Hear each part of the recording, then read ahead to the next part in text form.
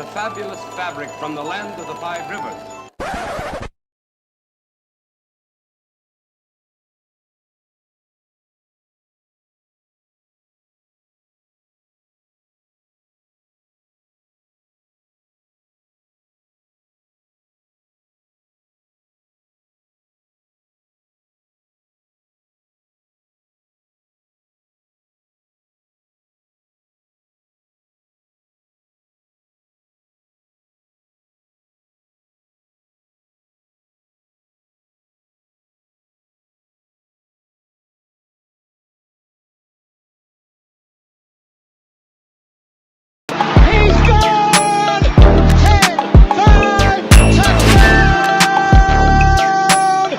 Raiders!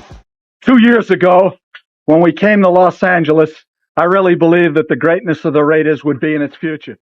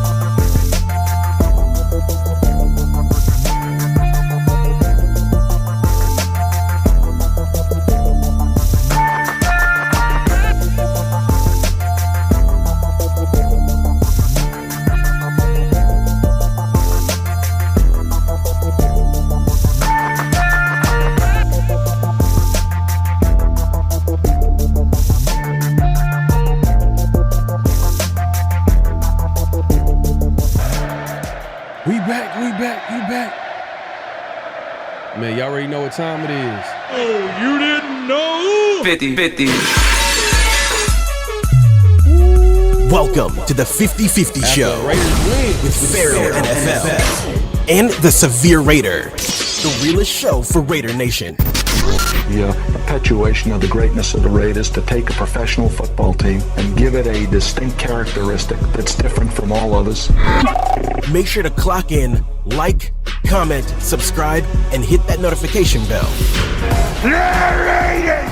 Man, make sure to clock in, hit that like button, hit that subscribe button, hit that notification bell. We are going live on both our channels.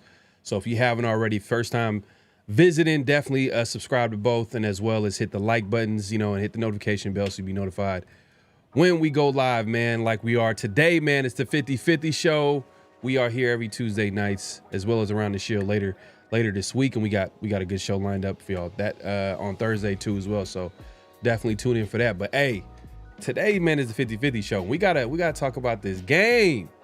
The Raiders on the road were able to take care of business. You know what I mean? And we gotta acknowledge that it was a good one. We're not saying that the Patriots are one of the best teams in the NFL. They're also a young team that is still developing, and they got some things going on that they have to work out. But how many times have we seen the Raiders go on the road on the East Coast and just not look like a team that look like they're ready to play just because it's a 3-hour difference? And we all know historically the Raiders have struggled on the East Coast. So for them to go on the road in the rain too, right before the game, when I found out that it was raining, I'm like, come on, man. I don't want to see.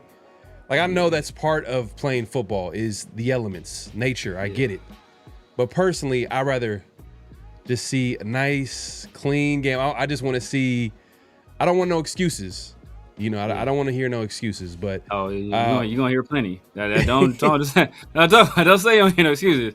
That's all you about to hear today. That's funny, bro. So we're gonna get into the game. We're gonna talk about all the good stuff, all the big storylines. Geno balled out. Ashton Jeanty didn't have the greatest game, but this is game one. But we'll get into that conversation. And then the usual flags on the play, notable quotables, all that good stuff. So make sure to tune in for that. We appreciate everybody pulling up. Up in smoke, man. He over here. He's talking a lot of trash right now. Yeah. We'll get into that conversation, bro. We'll get in. My salute. My 2 cents in the building. Appreciate you coming through. Let me pull this up right here. What's going on here? All right, here we go. My 2 cents, man. Appreciate you coming through. Bring blood in the building, man. Appreciate you pulling up. Whoa, what's good? Oh man, he up in smoke wants to talk about Jeanty. He want to get this conversation started. We'll get into it. You want to talk about me? He more worried about me than he is about the Raiders. I appreciate it. I appreciate the love I'm getting from the chat, man. Spoon, man, what's good, man? Appreciate you pulling up. Man, we got Lewis in the building. We back. Yeah, we definitely back, man. Appreciate you pulling up, Lewis, my guy. Coach in the building. Talk about Tommy. He said he's got something special in store for Monday. Yeah, hey, you know what? Gotta give him like his respect. You know what I mean? He came in and I felt like I didn't see him make a mistake. Like he was able to get in there and just hold his own. Exactly. And let the defense do their job. He just did his job. It felt like. But we'll get into that conversation, man. Appreciate you pulling up, man. Yeah. Hey, man, it's all good, man. We're going to have a great show. We're going to have a great conversation. It's like always, man. Appreciate you pulling up. It's all good. All right. Brian, he says, dropping the hit that like button. Yeah, clock in, man, as we like to say it on this channel, man. Clock in. Hit that like button, man. Hit that subscribe button. First time winning in New England since like 94? Ooh, that is a depressing stat right there. Because we all remember that game in the playoffs. Like that one. And then I know we've played New England. And we played them when they had Mac Jones and Cam Newton was in there. Yeah. Did we play against Cam? It was only just Mac Jones. We played against Cam. Cam. And we lost that game. Oh, we lost that game too. Jonathan Abram had an interception in that game, I want to say. Jonathan Abram had an interception in that game against Cam. Yeah, he did. Yep. And that's like probably the most recent game in New England. Yeah. That I can remember. But man, that's a crazy stat right there. But they got the W, man. They broke that streak, so that tells you how big a win that was to go on the East Coast in New England. And to be honest, too, they had Tom Brady, one of the best quarterbacks of all time, and he was holding it down over there. But that's a crazy stat, definitely. Omari Hampton, Jeanty didn't blow up in week 1, but that doesn't negate the talent. Go Raiders. We'll get into it. We'll talk about it. Facts. We'll talk about it, man. Salute. My 2 cents starting off right, man, with the super chat. Dog, my 2 cents. Salute, man. Appreciate you supporting the show, man. As always, man. Byron says, man, Jakobi might not be number 1 elsewhere, but that's our number 1. Damn it, pay the man. Man, oh man. Well, we'll get into that conversation because I'm gonna, because I know where Severe stands on it, and I'm gonna also add to the conversation. And like, as much as I like Jakobi, I'll just start there. As much as I like Jakobi, we also have to be honest. We gotta have an honest conversation because I feel like everybody's been blindly say pay the man. But what is that going to be? What is that going to look like? Is there a point where we say, nah, that's too much? You know what I mean? Is it worth it to pay him number 1 money? And also, we also got to take into account too. And I'm going to say all these things, and just for y'all could think about it, and we're going to get into that conversation. We also got to think about, like, they did draft Jack Besh. They did draft him. When you draft a guy in the 2nd round, yeah. It's like when you, and then you're gonna pay Jakobi, then like it almost makes Jack Bech a terrible pick in the second round because you're basically taking away snaps. Who like Jack Bech, his game is similar to Jakobi. We're being honest, like it's kind of a possession guy in the slot. Maybe might give you some value on the outside every now and then. But just we'll get into that, man. The chat, y'all know what to talk about. See, these are Raider fans in here, man. Brendan officially clocking in, man. Appreciate you pulling up, my guy. Brother.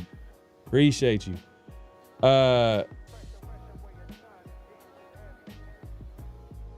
What the hell? That gotta be fake. I'm about to look that up right there. That's kind of serious. Nah, that's fake. I already checked it. That was because that's so random.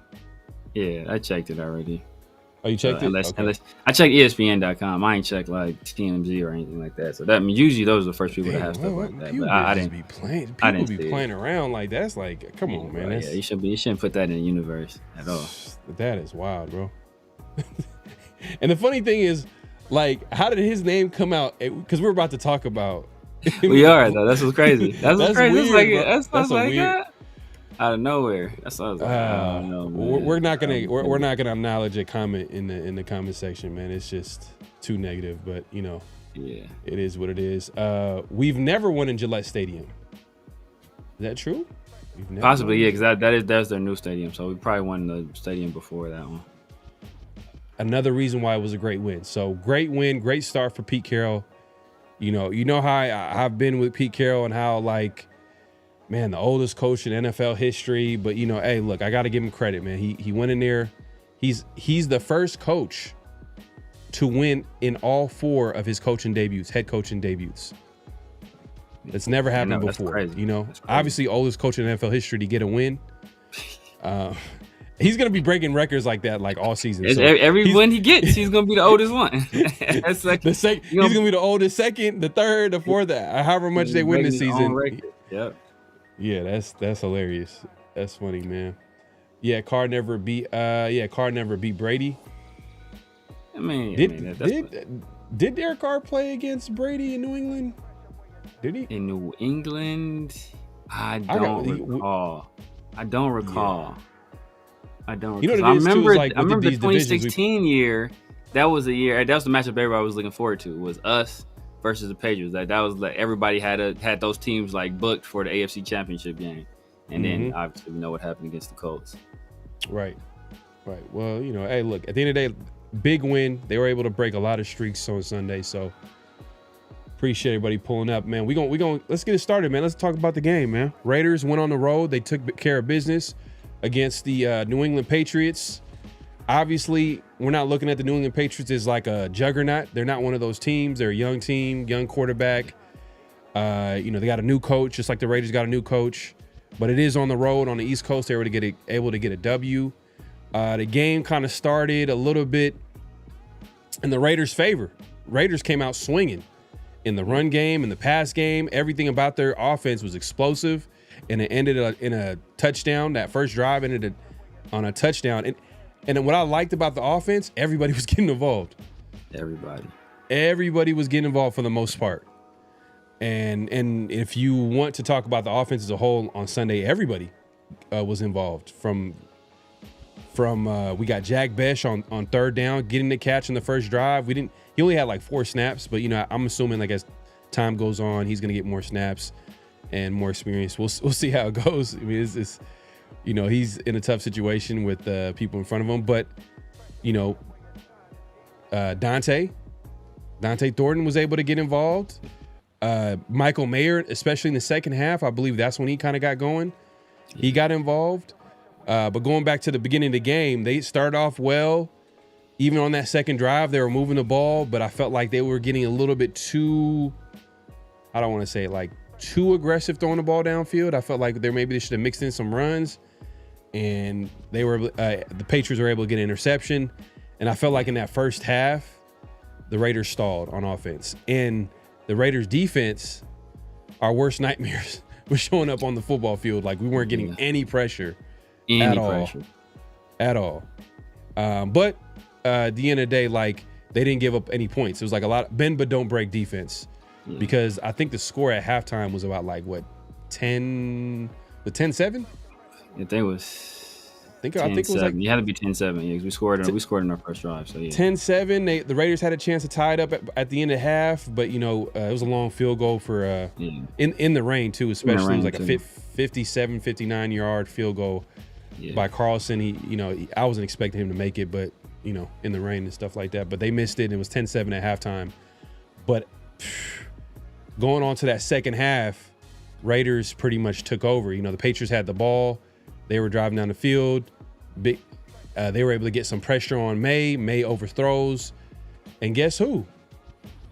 Low-key, is Polamalu like a ball hawk? Like, he's kind of showing ability to get some turnovers. You know what I mean? Like, he's kind of been around the ball. Like, we got to give him a little bit of credit. Let me see. We got another super chat. Oh, my God. Up in Smoke, man. Appreciate the support, bro. Appreciate the super chat. He says, I always got to give Severe a hard time. It's all love. Severe, the most underrated Raider YouTube. Who knows X and O's. Yeah, facts. Salute my guy. Yeah, definitely, man. It's all love, man. Appreciate you coming through and supporting the shows always. And we're going to get into it, man. I know you want to get into that Jeanty talk. We're going to get into it. And we're talking about everybody, man. I don't want to make that the focus of it, but that's what that's what the people want to hear. They want to hear what I got to say. That's what I got to say. They want to talk about it. But we get into the second half. We get a turnover. The rest is history. I feel like the momentum went the Raiders' way. They took over the game. Defense was able to take over. Offense was able to take care of business. And Geno Smith, bro. He's better than I thought. It's one game. This is one game against the Patriots. But, like, for him to go out there on the road in the rain and just break the franchise record in yards in an opener, I believe. I think he had like 364, 662, 660 plus pass yards. Dude was balling. Outside of that interception, you know what I mean? Like, he was pretty much on point all day. And he's aggressive.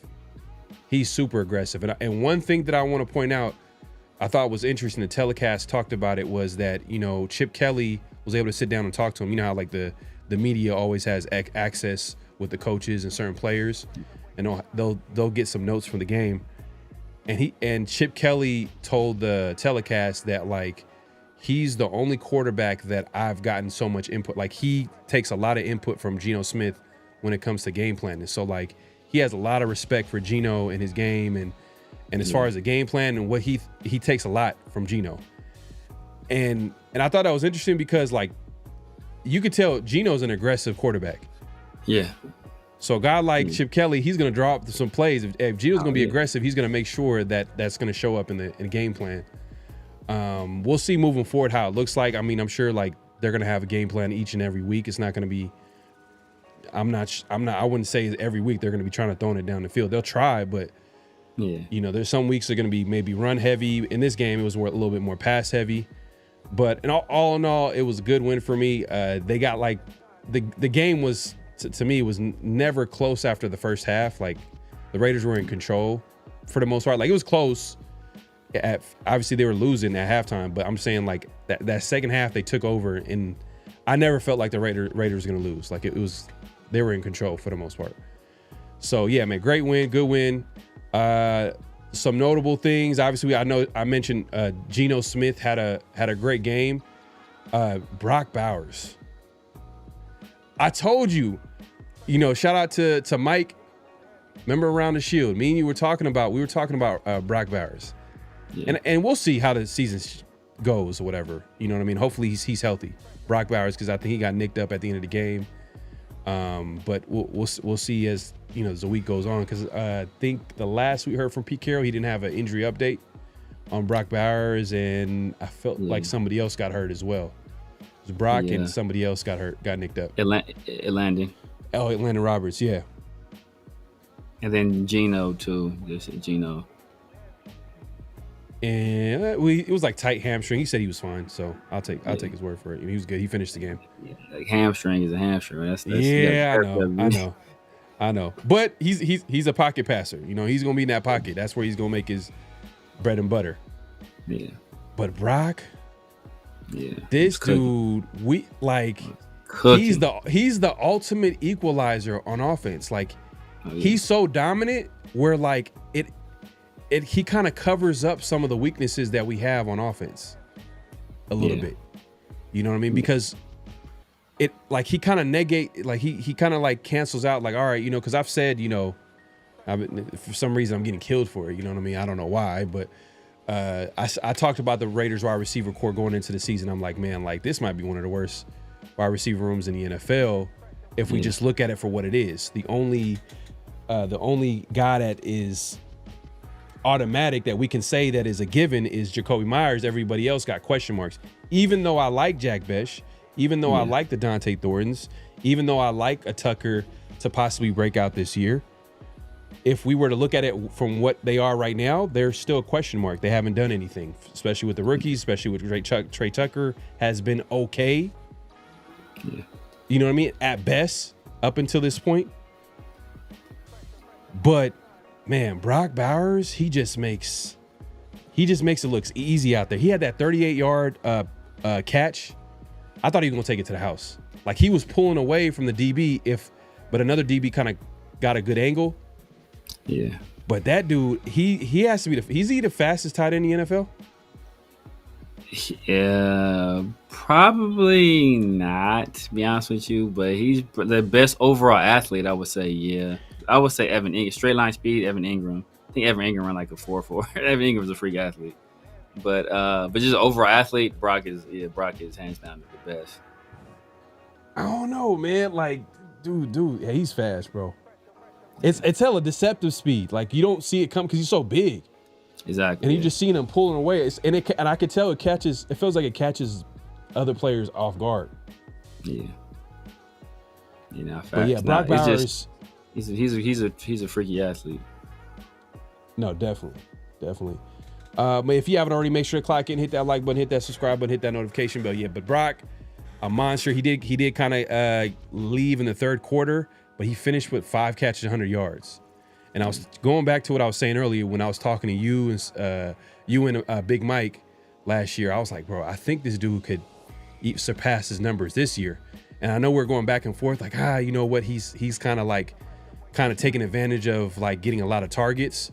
But I'm like, man, he's doing this with the quarterback play as is right now. If he gets a better quarterback and a better offensive coordinator, they're just gonna figure out ways to just throw him the ball. Like, and you could, like, literally, it seems so easy to give him the ball. Like, they're literally figuring out ways, and it's working. And we'll see as time goes on. We playing better teams, better defenses. We'll see what defenses are gonna do to take him away, which I'm sure they are. We're in a division full of you know, defenses. You know, from the Chiefs, Chargers, the Broncos. You know, arguably, I think a lot of people project them to be the #1 defense in the NFL. We'll see, but I don't know, man. Brock, man, he's like Telesco. He made the right pick, man. You know, hopefully it didn't come down to him taking him or Bo Nix. Because imagine Bo Nix and Brock Bowers is on. Would you have been happy with Bo Nix instead of Brock? I'm not a Bo Nix fan. So. Yeah, I know you're not. I know you're not, man. But let's get into it, man. What were your thoughts on the game? Like, just final thoughts on the game. Yeah, man. So it was. I had the event on Sunday. With my dog Dub Raider and the TNBC, man. So the Nation Booster Club, they came. A lot of them came down, enjoyed the game. So it was so loud in there, but I couldn't even hear the telecast, and I was chopping it up, talking to people, man. It was crazy because there were two things that were pretty much everybody in there were united on. They was like, hey, you know what? We got to beat these damn Patriots. And then the other one was every time Jakobi Meyers catch the ball, everybody in there like, man, you got to pay this dude. Jakobi needs his money. Like it was like unanimous. Everybody's like, man, why ain't we paying this dude? And Jakobi was cooking. And once I saw the rain in the telecast, and I heard like earlier in the game, they supposed like somebody was saying, I think I was talking to Turf. Turf was like, you know what, it's raining. It's supposed to rain for like the next 3.5 hours, something like this. And this is like right before right before kickoff. So I'm like, okay, damn. I'm thinking like this is about to be like a Jeanty about to go off. Like this is about to be a Jeanty day. Like it's raining. You know, they just gonna pound the rock. Like him and Zamir, they're gonna get in 12 personnel and just pound the rock. And then they did the exact opposite, man. They came out throwing that thing all over the yard. You know, I think the first play of the game was a pass to Brock, I believe. The second play of the game, I think, was a run. But they came out throwing the ball early, throwing it to Brock and Jakobi. Both of those guys were getting open. One thing I did peep is that, man, Chip Kelly is a hell of a play caller, bro. Chip Kelly is a hell of a. The very first, was it the first play of the game? I would want to say it's the very first play of the game. They had Jeanty split out wide. They motioned Jeanty in back to the next to the quarterback, and then they threw that pass to Brock, and they just that formation and that motion right there gave Brock a favorable matchup, because then they were in zone. I think they were in cover 3. So then they had to shift. At that point, you had essentially, it was like Spillane in zone covers against Brock. They're like, come on, now, bro. And they were using those motions to get Jeanty going as well too. Yeah, because they would when they had him split out wide, it kind of spread out the defensive line and the defense, and then they would bring back Jeanty in there and they would run the ball. Literally, he would have. If you notice, remember that first drive, he had a couple of 10-yard runs. I think the first one was like a 9-yard run. 9-yard run, you know what I mean? Nice run. But that was because I think that was set up because of emotion, which you know, shout out to Chip Kelly, man. And I said it. I said it before the season. I'm like, the biggest X factor is going to be Chip Kelly. Like he's going to be the guy that's going to have to put all this together, because we do have a very unique set of like weapons. Like tight end being our best weapon on offense. Then we drafted Jeanty. Then we got a Geno. Then we got Jakobi. We got a slot receiver. And then we got some inexperience in the room. You know, Tucker hasn't really been a guy that been counted on in the past, but can he unlock him? Hey, they had it's crazy. I think Adam Hill said he spoke to someone in the locker room, and he said that like that touchdown play to Trey Tucker, they knew like that was coming. As soon as they seen that look, they knew it was touchdown. Like it was.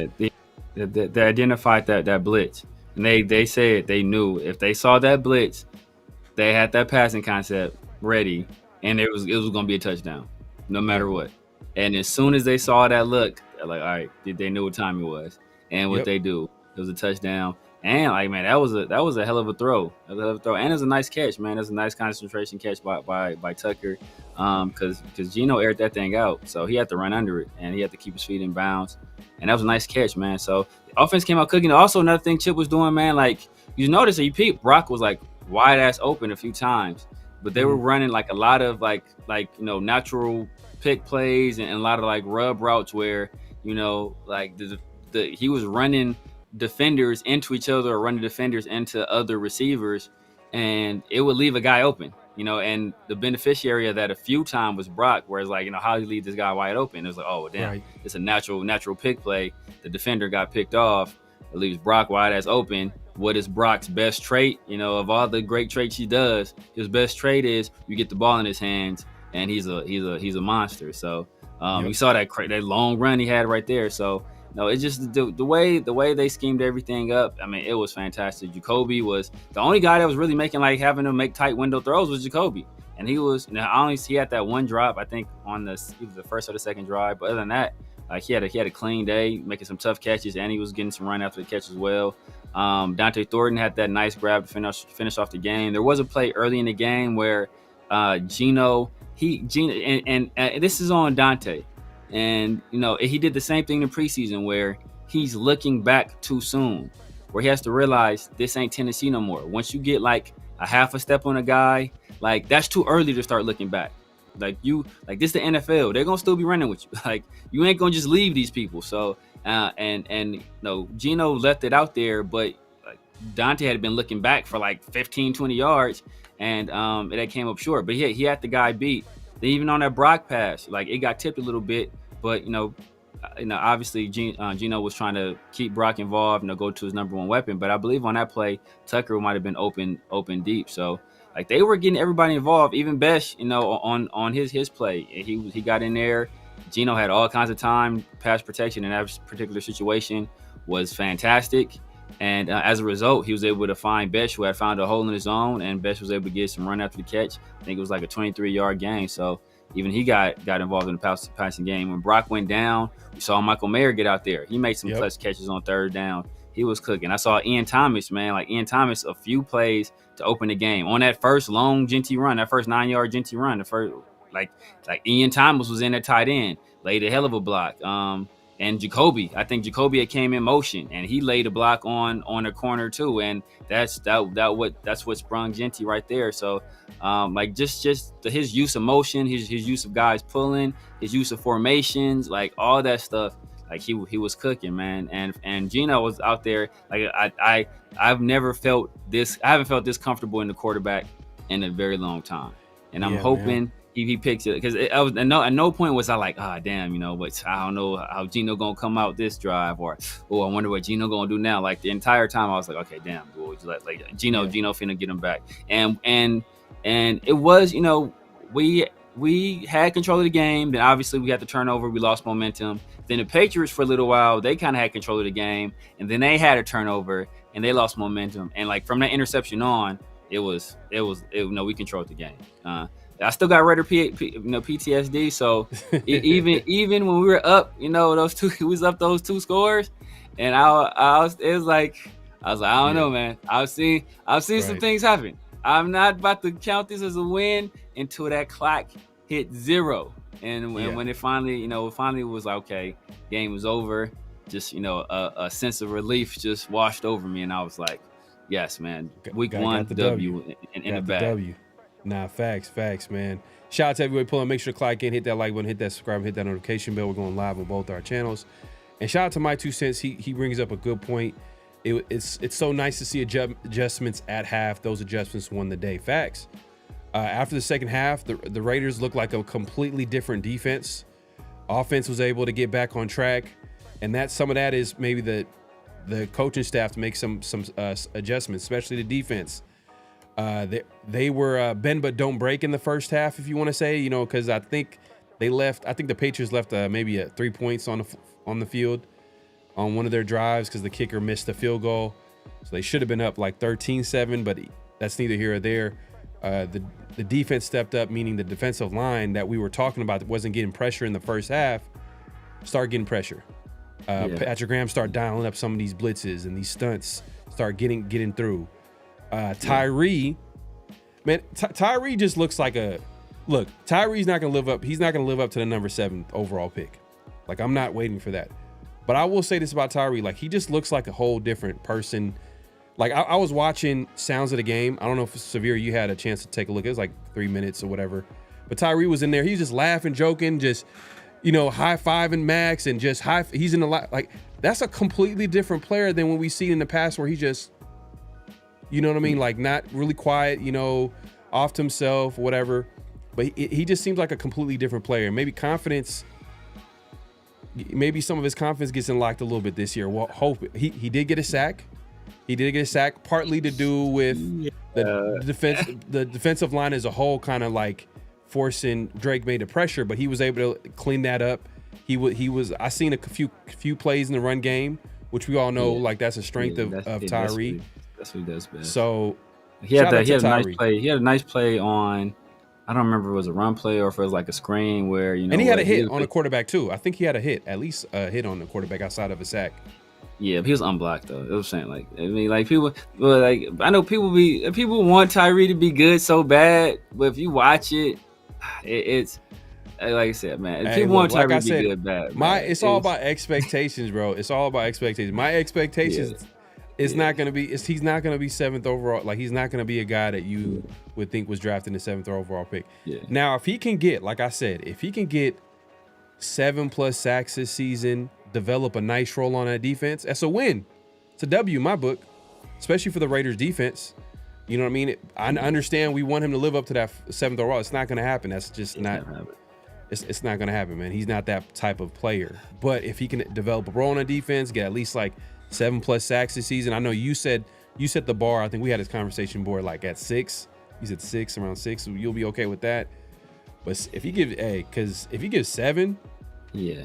If he gets 6, that's a solid year for him. If he's hoping, and it's not gonna happen. He's not getting 5th-year option. He's not. They're gonna decline that thing the second at the stroke of midnight. Denied. But yeah, man, like he made some plays. Obviously, he got the sack delivered to him. DoorDash, Uber Eats. Like he was on the porch and they dropped it right off to him, man. So then like I said, later on he had to hit on the quarterback. He was unblocked, but he did have a hell of a play. Like I said, I can't remember if it was a run play or if it was like a screen pass where he was basically out of the play, and then he had to like reach back, and that's where his long arms came in handy. He made a crazy effort, reached back, got his hand on the back, and that slowed the back down enough for his teammates to rally and tackle. And, that was important because had he not got hands on I don't even remember who it was. Had he not got hands on the guy, like there was some green grass to be had in front of him, but he slowed him down enough for his brothers to come rally. And they stopped the play for a minimal gain. So it was good, man. I'm glad he got his sack. That is something. And he showed a little emotion afterwards. I don't know if he was chopping the axe or planting the flag or what he was doing, but it was good to see Tyree because I was laughing. I saw that. I was dying. I was like, you go ahead, Tyree. But it's like, but even in that situation, like if you watch the plays, I've watched the play several times. Like Tyree, what did Tyree do? The bull rush. He hit the Will Campbell with a bull rush, and he was winning early, and then Will Campbell kind of anchored down. But they had Max on the interior. Max kind of forced Drake May up in the pocket, and because Tyree had done some good work early. He was right there to get the sack. So, hey, you take it how you can get him. However you can get him, bro, I'm taking it. Hey, look, maybe he's trying to put it on film.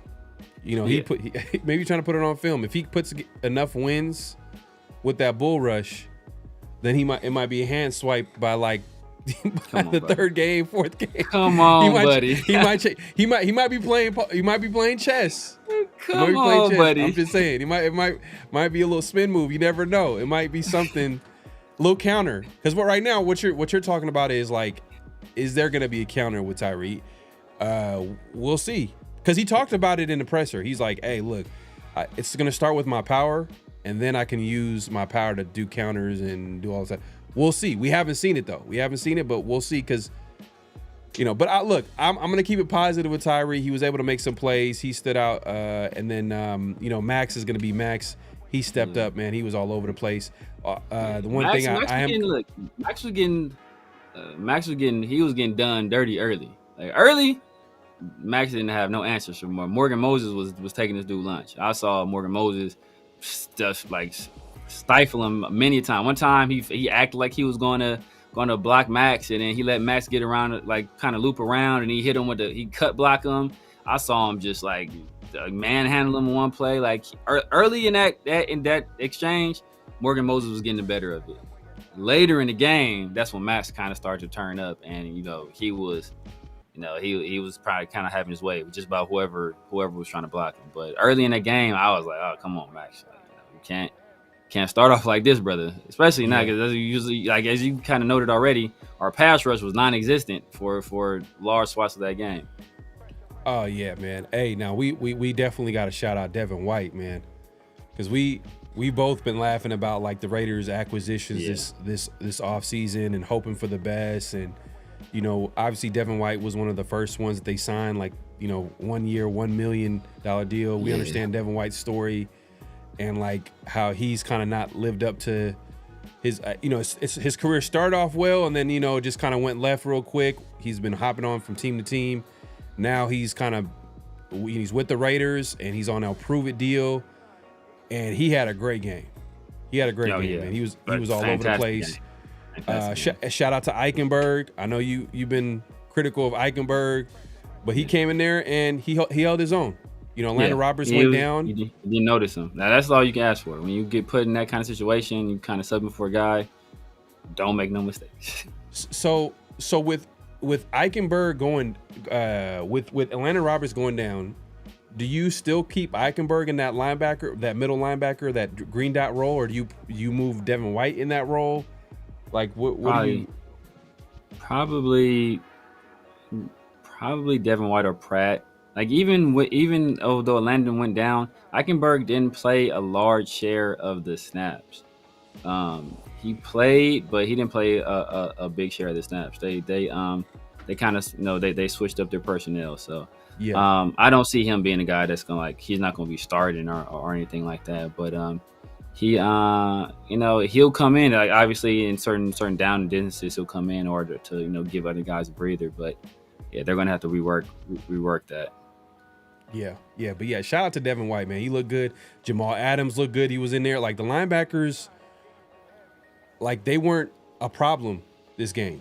They really weren't they weren't a huge problem in this game. I felt like the defensive line not getting pressure, was kind of was a little concerning in the first half, but they were able to step it up in the second half with Patrick Graham throwing all types of blitzes. Robbie Leonard's all about stunts with him. Like he loves to run stunts with his D-line. And they were doing that, and it was working in the second half. And Thomas Booker, he didn't have a bad game either. Like he kind of, he stood out as well. He flashed a few plays, even on a few pass rush plays, which is not really his forte. He flashed. On you that see his sack, movement skills, his effort. On that Tyree sack, he was part of like the pressure to have Drake May step up, and then you see Max Crosby. And that's interesting. They've probably been doing this for a while, but they had Max in 3 technique, like inside, and he split the double, and then that's where you seen Tyree kind of come in with that bull rush from Will Campbell on the other side and clean up. But yeah, man, defense, which is good. I mean, that's what you want to see, because anytime a defensive coordinator is game planning, what's going to be the first thing that the quarterback, everybody on offense, who are they going to key on? Max Crosby. Like, where is Max Crosby at? And usually he's right there to the defense's left, to the offense's right, right there, lining up against the right tackle. But now you start moving him around. Okay, now you don't know. Okay, then you got to kind of switch up your blocking plan, because you don't want him one-on-one against anybody, whether that's on the outside or on the inside. So then you kind of got to, communicate, make some changes, and that puts just added pressure on the defense to, identify where Max is and then come up with a blocking plan for that particular play. And then like doing that stuff, you get some one-on-ones. And kind of the Patriots were doing not something similar, but they're doing something that Vic Fangio kind of made famous, is that they're doing like last minute shifts of the line, like right before the ball is snapped. So which screws up your blocking plan. So that's why, Pete was kind of talking about like the communication wasn't great. Yes, because like last minute they will make these shifts. And if everybody's not on the same page on what to do on this particular play, then that causes problems. Like even early in the game, I know like late we had more problems. There was a play early in the game. Fortunately, it was only a 4-man rush, but I think there was Milton Williams and Barmore. They ran the stunt. And, I think it was Milton Williams would have came like free, basically unblocked. But fortunately, since they only rushed 4, Meredith was able to fall off and clean it up. But had he not been there, or had they sent like a extra blitzer or anything like that, they were going to get home. So it was just those communication issues. And that kind of falls on Meredith, which was supposed to be the reason why he got the job, was because of his ability to handle all that stuff. So, week 1, individually as a blocker himself, I think he did well. But just the communication stuff, that was supposed to be what gave him the leg up over Jackson Powers Johnson. And, Jackson Powers Johnson did not perform well, unfortunately. But Meredith, the communication part of his job, I think he kind of fell short. So I guess you started off. We talked about all, like most of the good stuff. Like we kind of covered all the bases as far as what went well with Geno Smith. Like Kai. You're talking about Kai. You said about Kai Blue Kelly. Oh yeah, definitely. We got to talk about the secondary. I was cooking him all off season too. Yeah, we got to talk about the secondary led by Kelly, which that oh man, I was like, bro, that call, that pass interference call was that was some bull, man. That was some BS, man. That was terrible. I didn't like it, but I understood it. Anytime, if you play the receiver and not the ball, and you don't get your eyes back enough, they're gonna call that. They're gonna call that. So like, I didn't like the call either. Like, I prefer they let guys play, but I understood why they called it. They're so inconsistent with it though. Yeah. That's the problem. Yeah. Like sometimes they'll call it, and sometimes it's really dependent on the game. Yeah. Like you really don't know how the refs are gonna call it until. Yeah. You know, and you know, it's crazy when it comes to referees. Like, there's certain referees where people know ahead of time, this guy's gonna be reffing the game. He likes to call this, you know, he calls this way. He calls it real close. So you know what I mean. It happens in all sports, like basketball, and I'm sure it happens in football as well too. Yeah, and sometimes the league will put emphasis on certain calls. Like, we're gonna emphasize this. We're gonna emphasize this call. We're putting emphasis on this. You know, or like you said, certain refs have certain stuff. Hey, you know, if you do this, hey, they gonna get you for it. Like, be careful. But like they kind of got us with a makeup call. I want to say, because there's I think a play, I think it hit on Jakobi Meyers where they called like a personal foul, I think, and I was like, was that a personal foul? I guess, but you know, I thought that was kind of iffy. Yeah. But hey, man, look, like I said, man, like the Raiders went on the road, great win.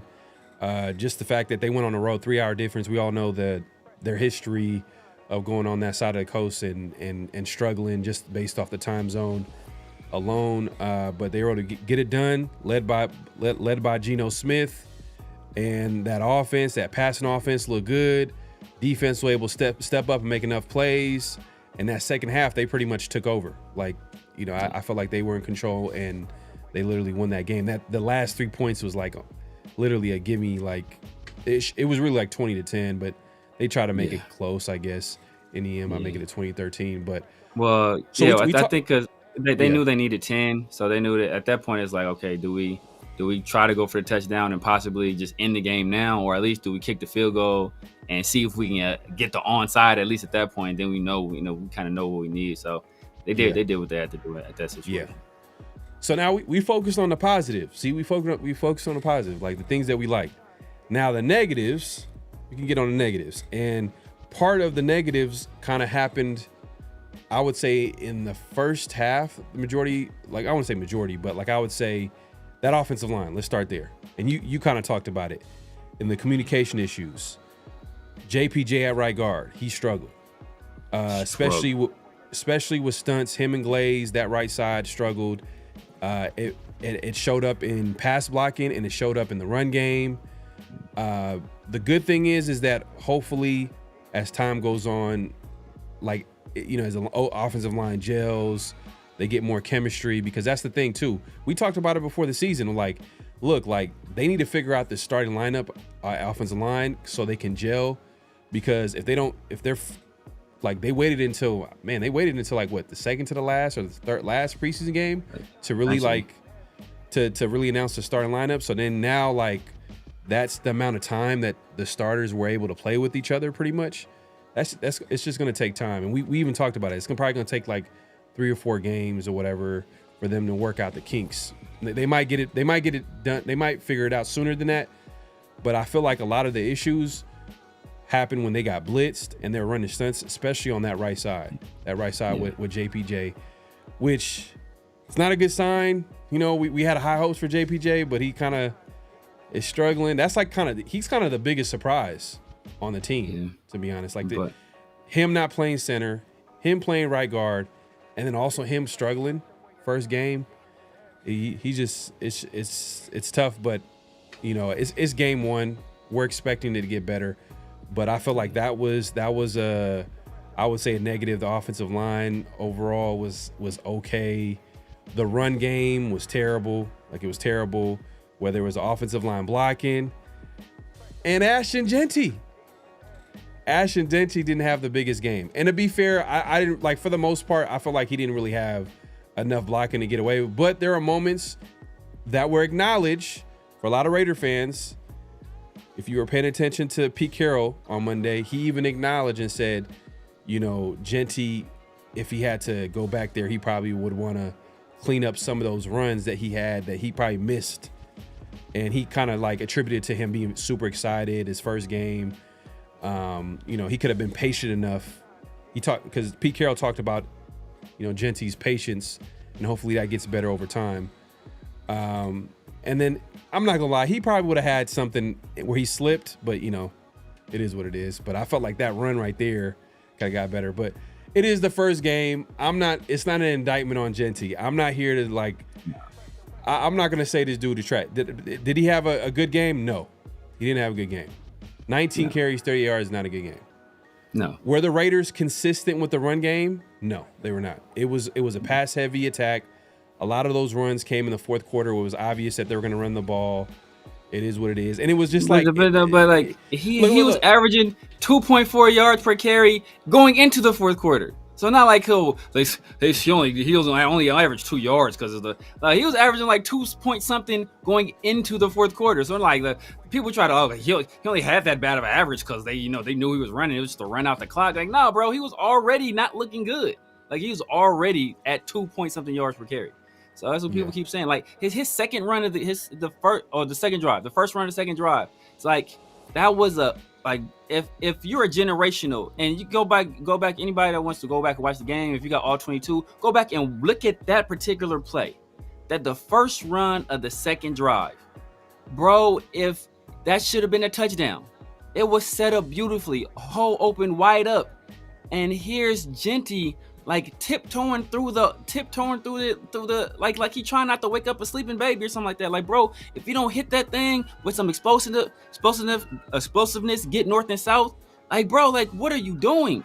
And that's why I keep saying. And then there was an opportunity like with the pass play. You out there basically alone, bro. All you have to do is make one guy miss.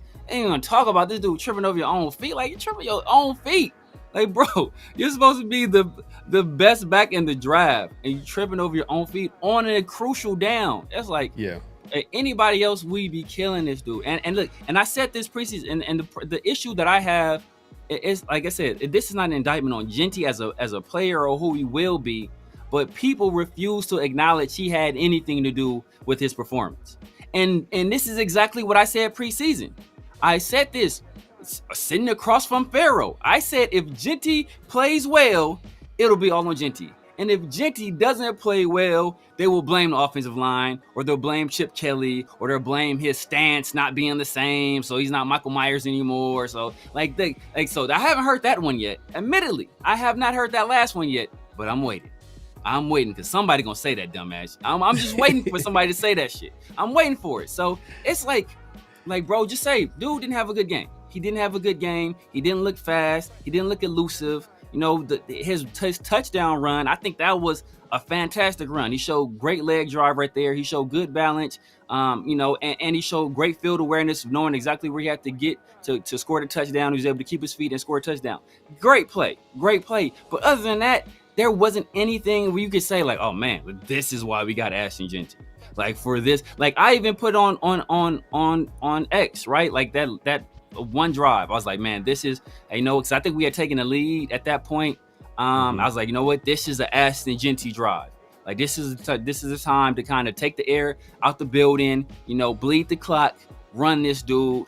And I think that might have been a drive where he ended up tripping on third down. So it's like, bro, just say he did not have a good game. Instead of saying that, people have more excuses than a nigga in jail. Like, I'm getting tired of just all the excuses. And it's like, but because look, this is the thing, right?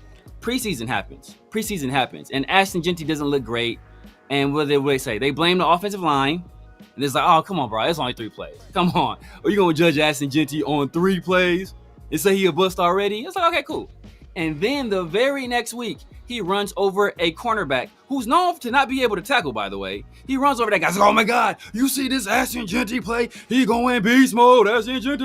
Woo, woo, woo. So I was like, okay, well, this dude is over here cheerleading now. And then the third preseason game, he didn't look good. He's like, man, come on, y'all. This is vanilla. We running this vanilla offense. This ain't even cookies and cream. It's just straight Breyers French vanilla. Once the season come, we open up our real offense, then y'all gonna see. And then the season comes, we open up a real offense, and he doesn't play well, and now we just rinse, wash, and repeat. Oh, now it's the offensive line again, and oh, we were just using Jeanty as a decoy. We had no, even though we were in the rain, we had no intention of being able to run the ball at all. Like, it's like, come, just say the dude didn't play well, and next week we're looking for him to be more involved. and have a better game. Like, just say that. But they refuse to say that. They just want to shift blame to everybody else but on the guy who had the ball in his hand. I think what people sometimes are pushing back is like they're automatically, when they hear criticism, or sometimes some of the criticism is like unfair. Like some people are saying like, oh, well, he's a bust. Like some people are calling. I don't think people are saying he's necessarily a bust. You know what I mean? Like it's too early. It's too early for you to judge him as a player right now. Now, I will say, am I concerned? Are there questions that need answering? For sure. Without a doubt. Like I want to see certain things from Ashton Jeanty, but it's just going to take time. The Raiders' run game was the worst in the NFL, and it was partly to do with the offensive line, not just the running backs. You know, it's the offensive line had an issue with run blocking. Pass blocking, on the other hand, not too bad. But we seen how communications in the pass game in the offensive line, you even talked about it, was an issue where you seen Geno getting sacked a few times, especially in the first half. We seen how that looked.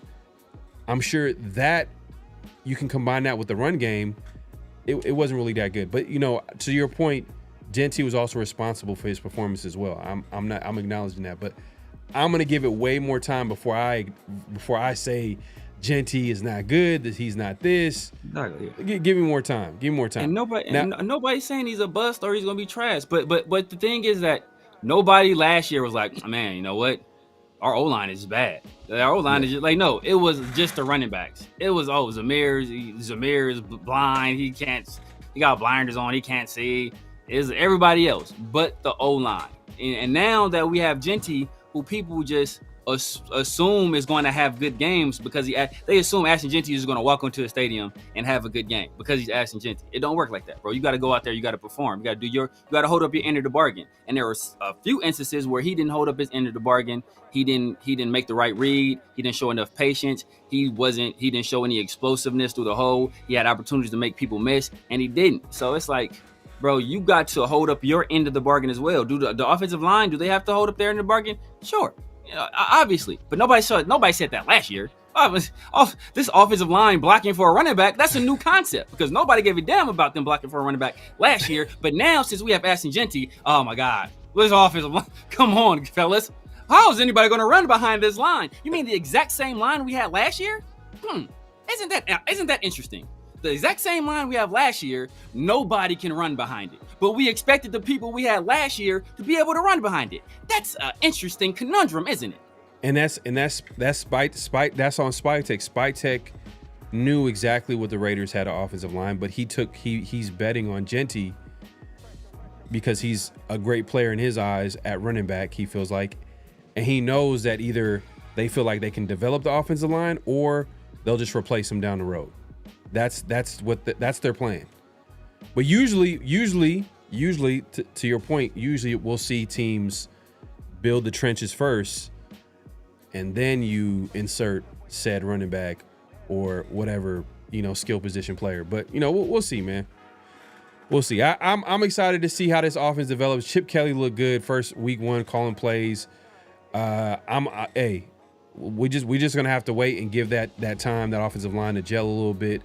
I'm sure Jeanty's gonna have some big games, and then it's gonna be. But did you hear Chris Sims? Saying the same thing I've been saying.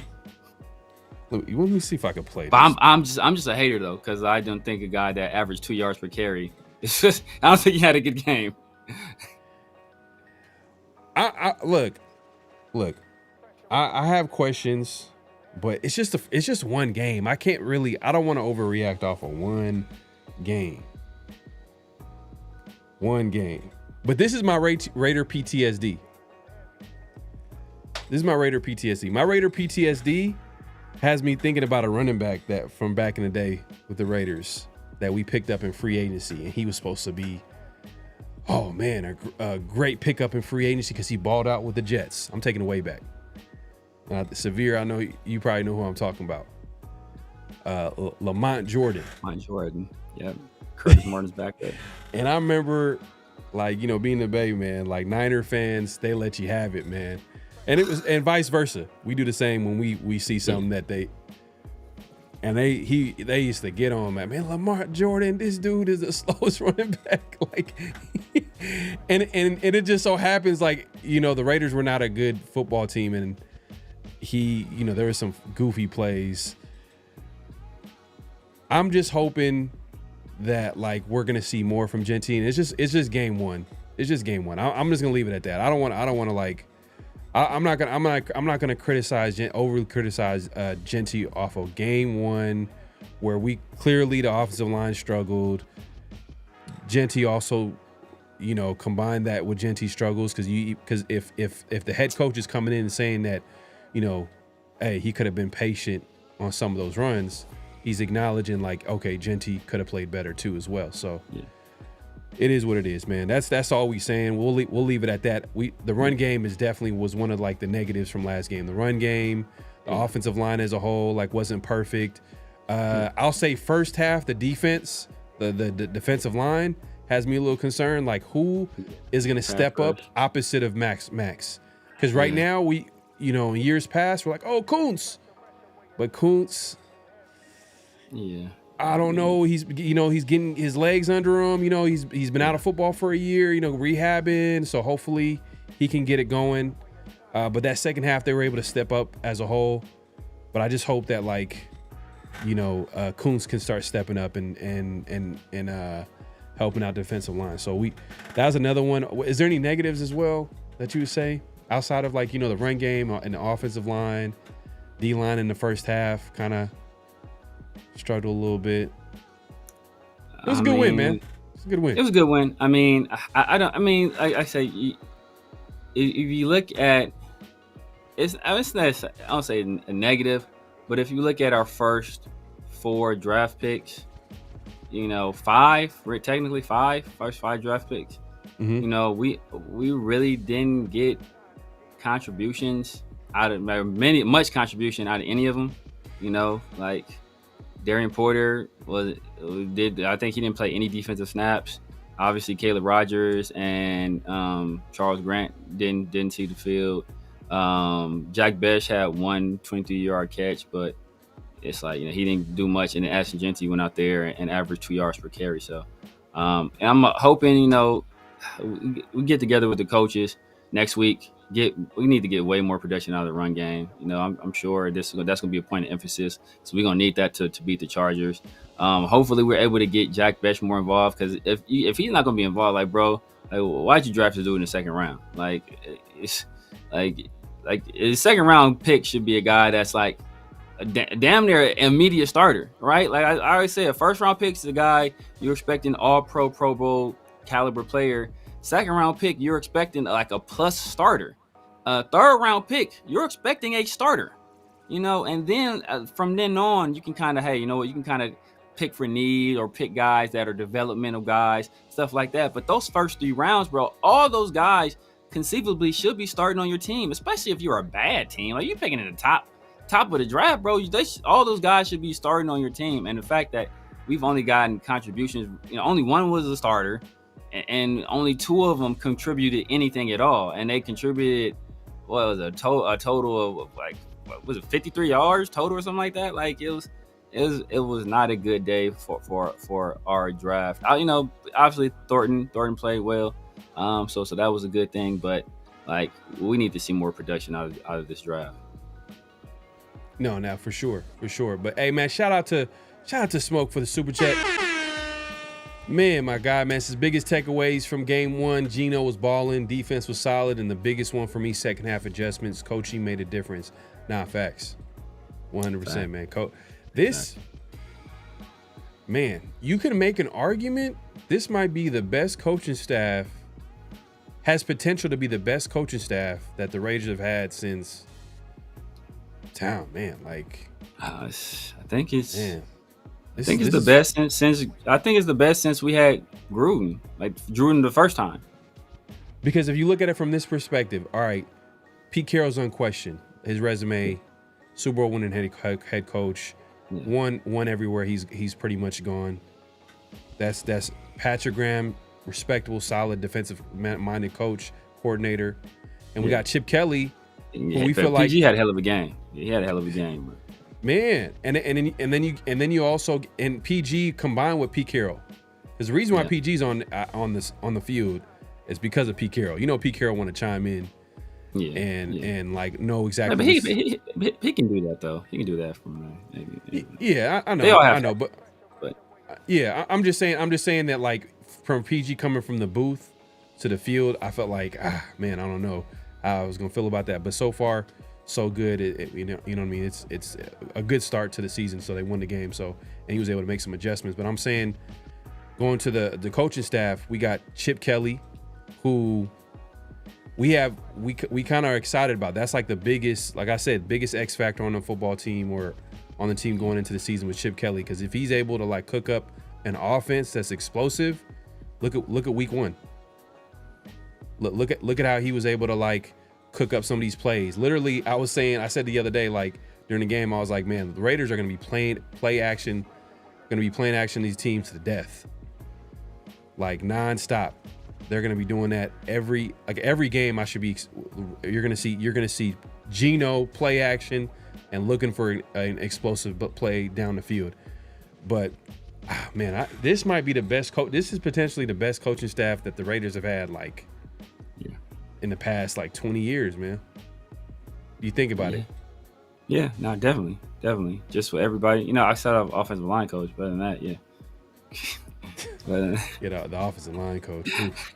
That offensive line coach. I wonder who brought that guy on. Yeah. They should.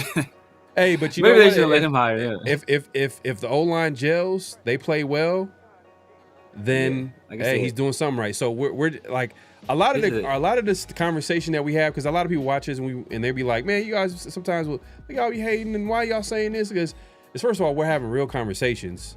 Yeah. You know what I mean? We're not having these type of conversations where we're like gonna like try to tell you what you want to hear. We're gonna have real conversations, and sometimes it's not gonna be, you know, nice. We're not gonna be nice about it. We're gonna talk about things that are unproven. Like if something is unproven, then we're not gonna act like it's an automatic that it's gonna happen. Like the O-line coach, for example. Like their idea of a show is our running game was shit, but I trust it to get better. Next topic. Our wide receivers didn't play well, but I trust it to get better. Next topic. Yeah. Like that's what they're like. Our defense wasn't great, but I trust it to get better. Next topic. Like what? Like that's not how you have a conversation, bro. You talk about things in real time, and then you can kind of extrapolate. Like, hey, the offensive line was bad. Part of that, I think, has to do with coaching, but part of that has to do with them shuffling the guys so much that there's not a lot of chemistry there. So there is a very good chance that, hey, once that chemistry and communication and understanding of the guy to the left and the right of you gets better, the offensive line gets better. But as of right now, all right, you have every right to question the coaching, because it was their decision to do all the shuffling in the first place and to not name a starter at right guard in the first place, and to have the starter, the guy that should have been named the starter early on, the presumed starter, not getting starter reps or splitting time with other people. So like that's a very valid criticism. Well, if it gets better later on, okay, well then dang, okay, we'll at that time we'll say, you know what, looking back at this, that wasn't a bad idea. Just like, hey, looking back at the Devin White signing, like, okay, that it's looking a lot better now. Or the Caillou Kelly being named starter, okay, like, hey man, game 1 he did pretty well. I hope he keeps that up. But like, I'm not going to be, the Raiders are just, hey, they do everything right. Like, hey, we do everything right, because we've been hearing fans say that for the past how many years, and we ain't won a playoff game since George Bush was president. So that tells you something. See, these types of comments is this is what gets Severe hella mad. And I'm not gonna lie, this is where I'm like, come on, man. Like, he did not have a bad game. He had 19 carries with 38 yards, bro. He didn't have a good game. Now, is it all his fault? No. There's 11 guys there's 10 other guys on the field with everybody contributed, and there's coaches on the sideline. Everybody contributed to him, but he had his contributions as well. And then you can't tell me you draft a special generational talent, and then if he doesn't play well, you blame everybody else. Like, that's the Derek Carr situation, where it's like, oh well, you know, hey, but Derek Carr don't have to go win receivers. He don't got no defense. Well, then why am I paying you franchise quarterback money if you need all this goddamn help around you? If you need all this, I could just let me go out and get somebody else then. No, like if you need, let me go out and get Trent Dilfer and I'll pay him pennies and build the best damn defense of all time. If that's, you need all of that, because you're supposed to be a difference maker. You're supposed to be an impact player. That's why we draft you top 10. So if you can't make an impact when things aren't ideal, then why draft you that high? Like, perfect example, that touchdown run. That was not an ideal situation, but he found a way to get into the end zone. That's what you want to see consistently. We saw a flash, a glimmer, a glimpse, but I need to see that over, 4 quarters. It's not gonna be every single run, but I need a few runs a quarter, and he gave me none but one. Yeah, we'll see, man. I was thinking about too is like, does Jeanty fit more of a power gap blocking scheme than a zone blocking scheme? You know what I mean? Because does he need a head of steam in order to build momentum to get into some of those big plays that we accustomed seeing him in college? Like, is he a guy like he has that ability to cut back, but I just feel like there might, I don't know, man. And maybe that's on the coaching staff as time goes on. They're gonna figure out what works, what doesn't work, what works in the run game. So and that's a sign of a good coaching staff, is to make adjustments, which we've seen on Sunday to a certain point. But hopefully they can adjust to what works in the run game, because last year worst run game in the NFL. Hopefully we have a completely different coaching staff. Hopefully they'll be able to make some adjustments that the last coaching staff wasn't able to make. If that makes sense. Facts. But and it's like, his vision, you want to utilize, because one of his best traits is his vision, and you want to be able to maximize his vision. And so in the zone system, you're better able to utilize his vision to recognize the cutback lanes and things of that nature. So I think that is ideal for him. It's not ideal for Zamir. It is not ideal for Zamir, but for Jeanty, it is ideal for Jeanty. So you want to, I don't give a damn what Zamir does. We didn't pay him much money. We didn't draft him high. Just to keep it real, right? Let's just be honest, right? Let's talk about what he did do well. What did Jeanty do well last game? What Jeanty did great was his pass pro. His blitz pickup was, and during the game, matter of fact, I texted one of my friends. I was like, man, Jeanty pass pro was looking trash. Like, why does he keep doing the same thing? But what I didn't peep, and I haven't watched the entire game, all the film in the game, but what I didn't peep is that because he kept chipping on the right. I'm like, bro, why you keep chipping on the right side? Like, what are you doing? Like, bro, you being lazy. It's like, bro, find somebody to hit. Like, don't just keep running to that same side. But they were sending help Glaze's way, because like Glaze was having some issues with Landry. Like, he was having issues with Landry. So they were sending Jeanty that way to help. And then going back and watching the film, there were a few times where Jeanty had some like great reps in pass pro. He's not. It don't look the same as like some guys looks, where he's like demolishing a guy, or he's like slobber knocking. Like, he ain't doing that. But he's laying. He's recognizing where the free man is coming from. He's getting there, and he's getting there, and he's he's impeding them from getting to the quarterback. Right? Is it like some fantastic thing? Like, there's a few great reps, a few really great reps, but he did good, and that was a big area of concern for me. And that's why I said, bro, if Jeanty doesn't get this pass pro together, he ain't gonna be on the field. I don't care where you draft him, because and there was a few plays where, like, if it wasn't for his pass protection, like, it would have been a sack. So I think he did a fantastic job in pass pro. And that was something I questioned. Respect to him and his work ethic, because that's something that he worked on and he talked about during the offseason, that like, I want to prove to people that I can be on the field every down, because people were questioning his ability to pass pro. Rightfully so, because obviously, people were like watching the film and things like that, but he was able to get better at that and show week one that that was a big plus for him. So like, I saw maybe one miss, maybe the entire game. Like I said, I ain't watched all the film. This is just from the telecast, but like maybe one miss. But yeah, it was great. And to be fair too, like, this game plan wasn't a Jeanty game plan. It wasn't a Jeanty game plan, in my opinion. I felt like there was a big focus on throwing it downfield, because remember when we talked to Locked On Patriots host last week, he was talking about how they got some new starters in the secondary. Christian Gonzalez is out. We don't know who's going to guard Brock Bowers. And guess what? The Raiders knew that too. And they went ahead and in a rainy conditions, they still threw the ball downfield.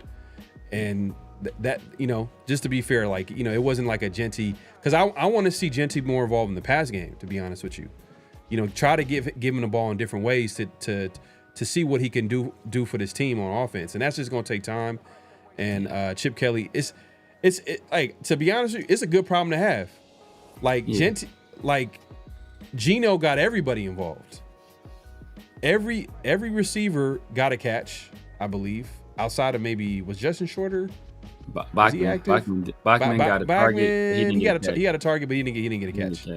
He didn't get a catch. But for the most part, everybody, all the main guys were involved. Cold-blooded, man. Cold-blooded. Just being honest, man. Just being hater, honest, bro. You're just a hater. That's all you are, a hater. Alex Bachman hater. Hey, look, man, if you haven't already, make sure to clock in, hit that like button, hit that subscribe button, hit that notification bell. We are going live on both our channels. So if it's the first time viewing the channel, definitely subscribe to both and hit the like button on both channels, as well as the notification bell for all that new stuff, new lives, new content, all that good stuff. You know who didn't play well? Who didn't play well? McDummy with 46 passes. Yeah, that was questionable at best. I thought they would. I'm not gonna lie, the Patriots, I didn't really understand. I get I get why they were aggressive in trying to attack the Raiders' pass defense. I get it. They have their own experience in their own right, but I would have thought they would run the ball a little bit more. But the Raiders kind of did a good job of bottling that up. They weren't really allowing them to get the run game going, to be honest with you. But I would think Henderson would be involved in the game a little bit more. Yeah.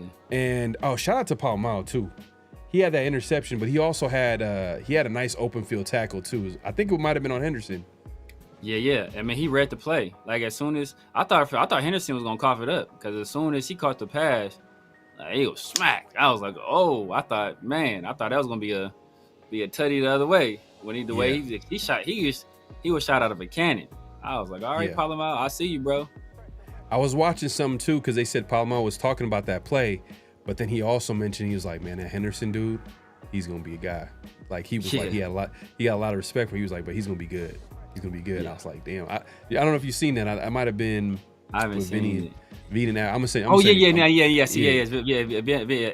Adam Hill. Yeah, they were saying, he's gonna be a guy. Because everybody, you can see the talent. You can see the talent. You can see and I watched. I was out on Monday and a little bit earlier today. I was kind of listening to Patriots, what people on the Patriots side were saying. Seeing what their feel of the game and see what they thought of our guys, and all of them were like, yeah, man, Geno, they were giving compliments to Geno, compliments to the coaching staff and the Chip for play design and stuff like that. But a lot of them, bro, had a lot of, and I'm surprised. I was super surprised, because I thought they was gonna be just cooking Josh McDaniels. That's kind of what I was listening for. I'm like, man, they about to cook this dude. I want to hear them playing Batis, man. No, man. I made 70-80% of the people I listened to said, man, Josh McDaniels had a good game plan. Drake May was bad. That's what most of the takes were. Drake May was not good, inaccurate.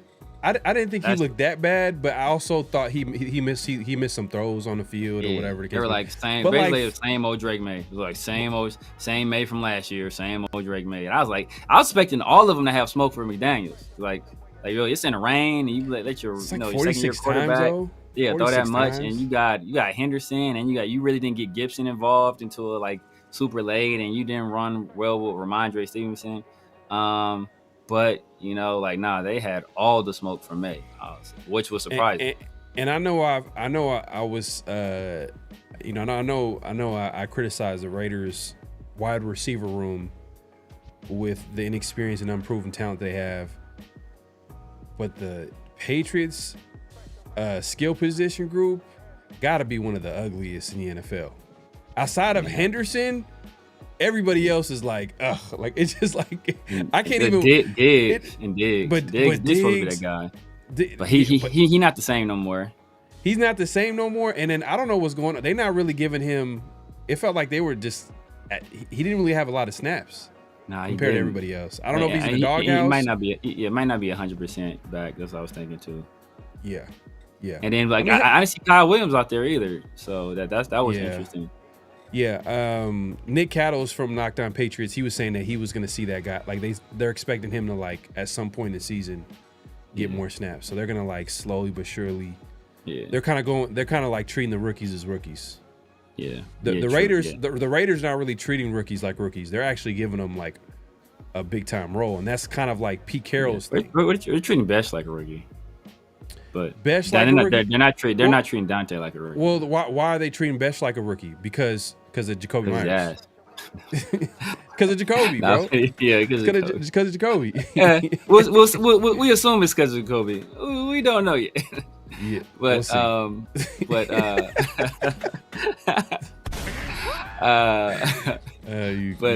yeah, man. Like Kayshon Boutte was man, like I said, he shook the freckles off Eric Stokes, bro. Like a few times. I was like, man, like he used to have Eric Stokes on skates. I was like, bro, you guys to do better than this. How is Caillou looking like our number one corner, bro? Like, this was crazy. Yeah. I agree. This guy I haven't talked to. Every Raider fan I've talked to agrees it was O-line for a while now. Well, I dropped the running back at 6. Yeah, it's not even that. I think it's because see, I don't know how long you've been watching this for. What if you just joining us or it's the first time viewing us? But the reason why he made that point, and it's Severe, you could speak to this. I think it was because like people were blaming like Zamir and the running backs, the talent in the running back room, and not so much the offensive line, because the offensive line hasn't really changed too much from last year till now. So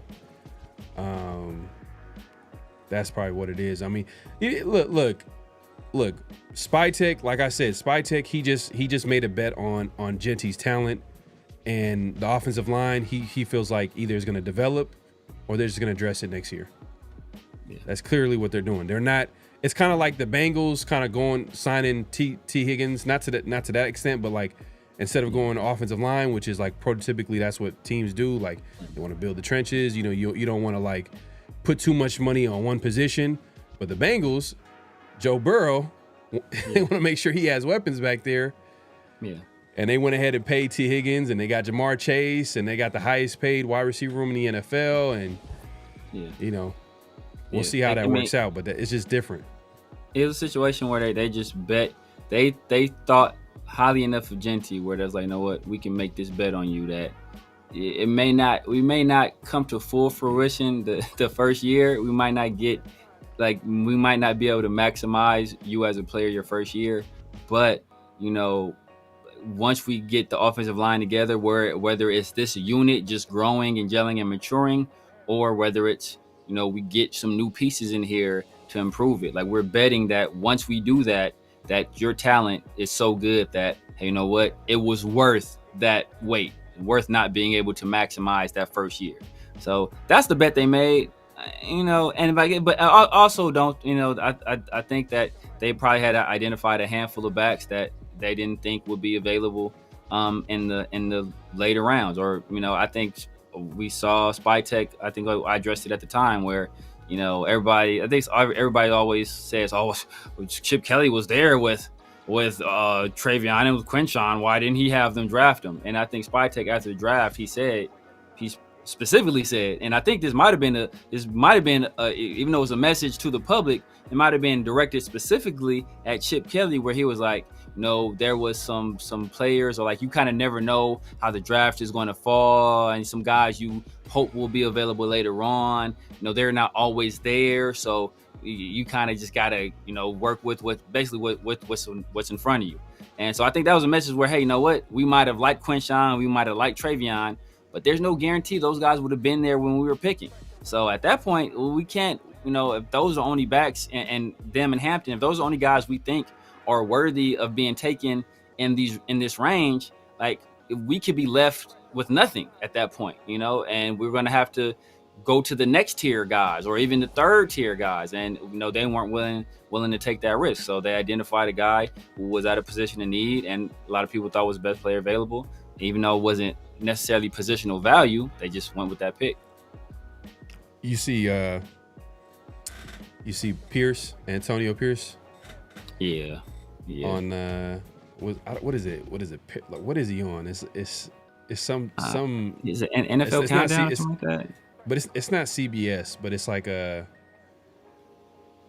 he was on a sports panel before the game, and the Raiders, top of the Raiders came up, and you could tell like he was in like, it's too soon for him, man. Like you could tell he's holding on to like a little bit of like pettiness, like oh yeah, and even the host was like, oh, you're not salty, like, oh, don't be salty or whatever. I was like, damn, but there's another clip. Did you see the other clip though?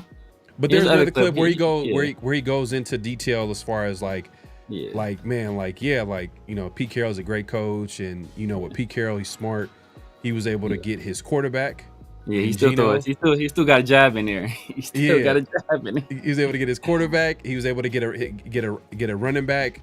Yeah. Kind of like what I was trying to do last year. You know what I mean? But but that was a jab probably at more of at Telesco. Yeah. And Telesco,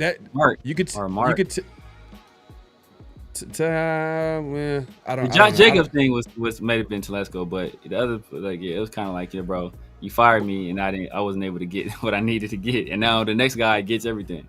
But you could tell who had more control or power, the power dynamics between Pierce and Telesco. Telesco had way more, and Telesco was playing a long game, which is typical GMs. But imagine like you have, if it's tilted too much towards a GM, they're gonna probably want to not take this guy. They're gonna think down the road. They're gonna wait. And even Telesco said when he got fired, he was surprised. Like he thought he would get definitely more than 1 year. Like that's not typical for a GM to have 1 year to stay on the job, especially after a solid draft that first year. But I mean, hey, look, we said Pierce has a point, man. Like he didn't have a quarterback; he had a backup quarterback, and I mean, like a running back, Zamir White. At this point, he's probably going to be a backup running back for the rest of his career. He's going to be a guy that's going to be part of the rotation, maybe. Like with the Raiders, he's a backup. If he leaves the Raiders, I don't envision him being a starter anywhere else. He's going to be more of a backup guy, a guy in that room.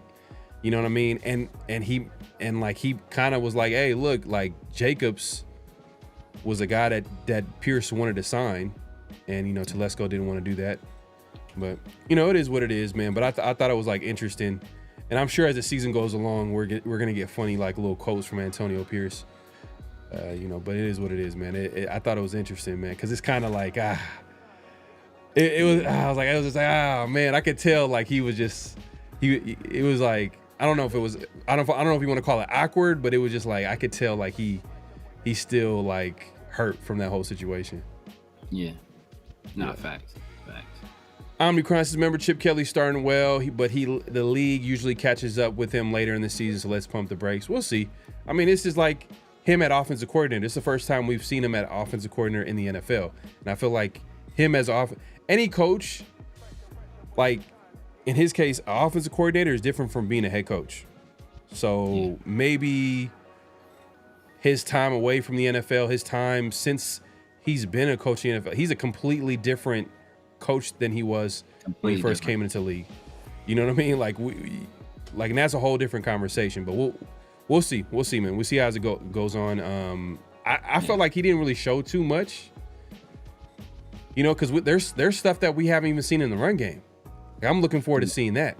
Like I didn't feel like I seen a whole lot of like the stuff, because one of the things that makes Chip Kelly special as offensive coordinator is the run game and the special things he does there. I haven't seen that yet, and maybe, like I said, maybe this is not the week for them to do that because of the game plan and all that type of stuff. So we'll see what it looks like in Vegas next week against the Chargers. Big Monday Night Football game.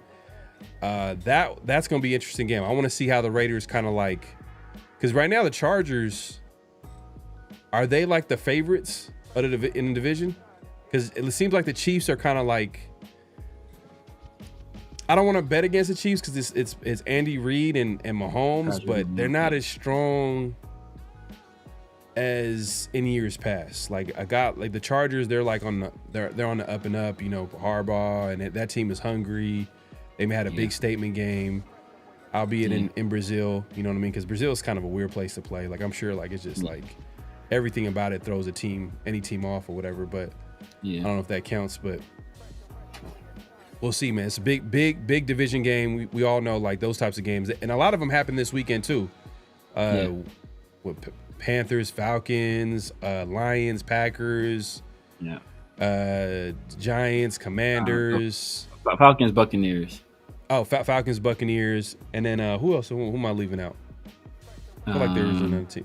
There's another big game that I miss out. Obviously, the Cowboys and Eagles. Cowboys. Yeah, there's a lot of divisional games to start out the season. But yeah, next week it's gonna be a big game against 49ers Seahawks. 49ers Seahawks. Yeah, man. So the Raiders got their own divisional game this Monday Night Football. We'll have plenty of time to talk about that, especially this Thursday. We'll have someone to break it down and talk about the Chargers. We'll have what enemy behind the lines? Like, what do we have? We have an enemy in the house. Like, what do we call? Like, we have a divisional, an opponent, guy that breaks down Chargers football. He's gonna be in the building. Definitely check that out this week. But yeah, we'll have plenty of time to talk about that. But like, it's definitely a huge game coming up, man. Herbert looks like he might be taking the next step at quarterback. The team seems see this game right here might be a good like barometer of like where the Raiders are going to be at. Like if the Raiders somehow keep it close or even come out with the W, I think now we can start. I want to say we could get hyped, but like we're going to start thinking about the possibilities. We can start thinking about the possibilities because right now. People in the media, they're hyped about them. They're hyped about the Raiders for whatever reason. Like, because I guess the Pete Carroll, a lot of people are big believers in Pete Carroll, and Chip Kelly and Geno. But like Richard Sherman, I don't know if I think I sent you that clip. Richard Sherman. Yeah, I was gonna go with that with notable. Well, I had seen it on YouTube, but I was gonna go with that for notable quotables rules. But I was like, it's Richard Sherman. He kind of cheerleading, but But yeah, man. I don't think it's Chip Kelly. I don't think it's Patrick Graham. I think it's Pete Carroll. Like he's through years of being one of the better coaches in the NFL, and through his success, he's built up a certain level of credibility. So anytime people see him start to have success, they'll go, "Oh man, that looks familiar." Like, hey, that's the Pete we know. And so, that's kind of the opinion they're going to fall back on, until proven otherwise, right? Because at that point, there's no real reason to say you don't think he will win, because he's won for the most part everywhere he's gone. So, where do you CBS Plus Sports? Where's that at? I don't know. Watching these fools, bro. Watching these fools, man. Now. CBS Plus. That's on that bootleg. Yeah, that's on them. That's on them clear antennas. You gotta. That's right between QVC and Telemundo.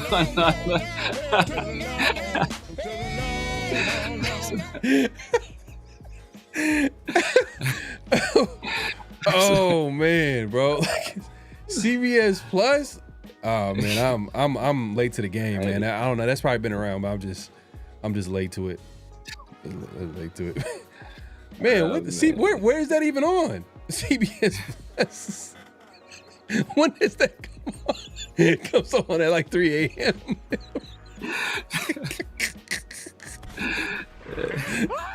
When does that even come on, bro? What the I thought there's Fox, there's ESPN.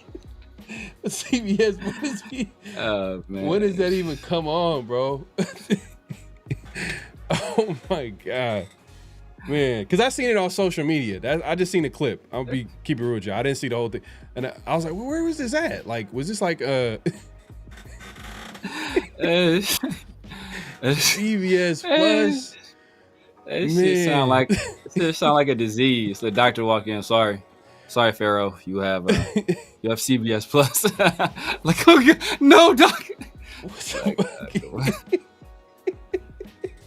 Bro, what the hell? Oh, CBS streaming app. Okay. Okay. I guess. All right. I guess that's. Oh, it's not a plus. No, it's just sports. It's a C. CBS streaming app. Okay. No, you said PBS Plus. Yeah. Bro, what the hell? He said that's in between Tubi and Univision. Bro, what the hell? I was like wondering, like, where was it at? Like, I mean, you know, man, these days, man, the whole, damn, that's hella goofy. That's goofy. ESPN, like ESPN Plus. Okay. All right. Okay. Yeah, because ESPN, they got what? ESPN Deportes, they got ESPN2, ESPN News. You know what I mean? They got all the ESPNs. And ESPN bought NFL Network. Didn't they? Wasn't there some type of deal where they bought something? Yeah, did it finalize already? I know they talked about it. Space be you out of control. You out of control, man. CBS Max. Yeah, I see what you're trying to do there. We got good news. Severe, your results came back CBS negative. Oh my God, bro, they got all time. Man, it's too much, man. I'm not gonna lie, that's too much. That's too much. That's too much, man. That's too much. But hey, man, look, let's move it along, man. Let's get to flag on the play. Yes, sir. Flag on the play. It's that time, man. Personal foul, 69, offense. He was giving them the business. So this week, Severe, what we got, man? I know we got plenty of flags this week. What we got? Plenty of flags, man. Plenty of flags. And, man, it's one of the best games, man. One of the best games we've seen in a long time. Obviously, 2 Super Bowl contenders. We got the Buffalo Bills versus the Ravens. And if you turned off that game early, you woke up to a surprise. Because at one point in time, the Ravens were in control of that game. I think analytics put their chances of winning at 99.9%. But there's still a chance. And, you know, obviously the Bills were able to pull off the comeback. But the flag on the play is John Harbaugh. This guy is synonymous with losing double-digit leads. Like, he'd be losing double-digit leads like it's going out of style. And, you know, if you look at the stats, I think he has the most since 1991. He'd be losing double-digit leads like Eric Stokes be losing reps at corner. Like, it's crazy. It's crazy. Yes. So Harbaugh has blown 17 double-digit second-half leads. That's the most by any coach since at least 1991. 1991, which is crazy because, like, first of all, Harbaugh is like known as one of the best coaches in the NFL. That's like his reputation. He's been with Baltimore for a long time now. Former special teams coordinator. You know what I mean? Like, there's not a lot of special team coordinators that become head coaches. Like, but that was, you know, Harbaugh's background, and he was able to make that transition. And he's probably the best. Like, you probably argue he's probably the best, like, former special teams coordinator to become head coach. I can't think of another one, so I give it to him. The closest as Raider fans, Bisaccia maybe. Bisaccia, he almost had an opportunity to do that, but look how hard it was for Bisaccia to become, like, especially with the job he was able to do in a crazy season for the Raiders, with everything from losing their head coach to, you know, the Henry Ruggs situation, and then for them to win 5, 6 straight to go into the playoffs, and, like, the locker room was behind him. And he still wasn't able to get a head coaching job just because of, you know, like, there's that risk that like, these owners, a lot of owners, they want offensive-minded coaches. Yeah, that's just a fact. That's just the way the league is going. They want offensive-minded coaches, and they want the offensive mind coaches to get a quarterback so they can develop them.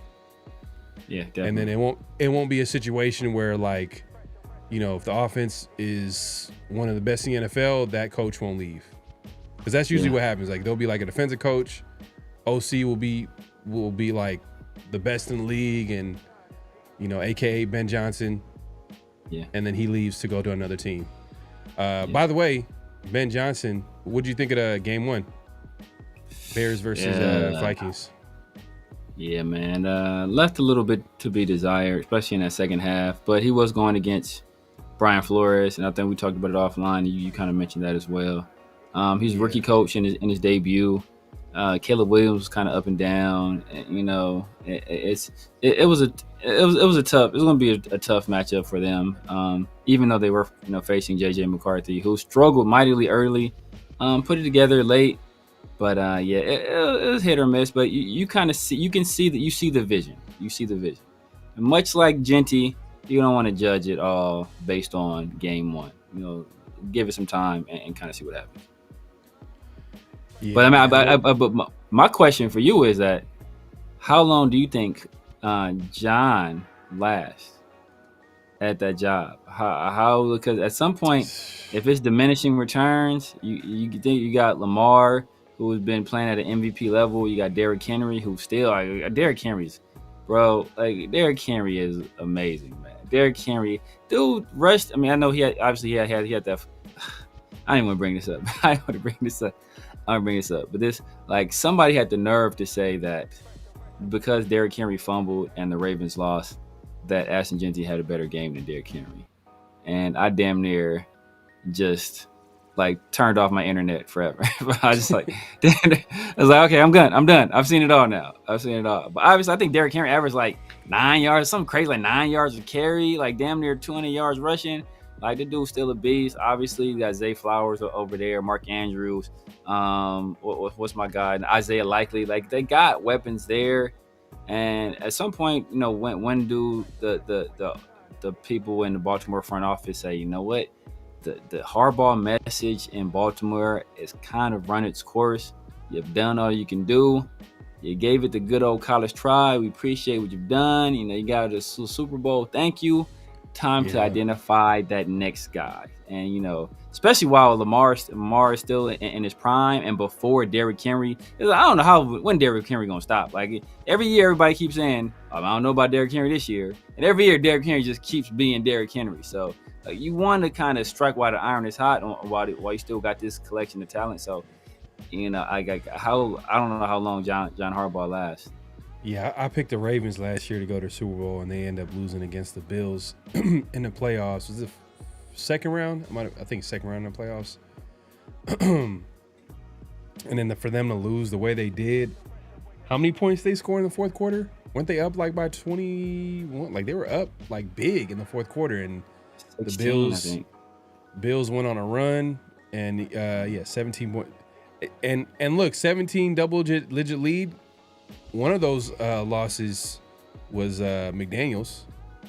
I think a few of those losses from that. You remember from that 2022 year? Yeah. One that comes to mind is the game against the Cardinals. The Raiders were up big, and they lose that lead. I believe the Raiders were up big on the Chiefs too as well.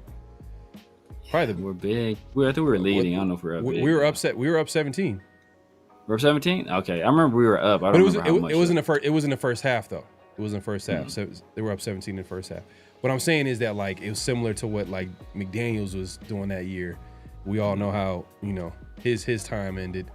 By next season. But Harbaugh, though, he's been there for a while. He's had a lot of good teams there, a lot of winning seasons.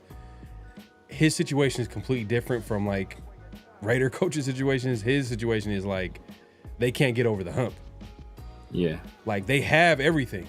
Where is they have they've been drafting pass rushers and defense, and they were extending some of these guys. Kyle Hamilton got a big extension.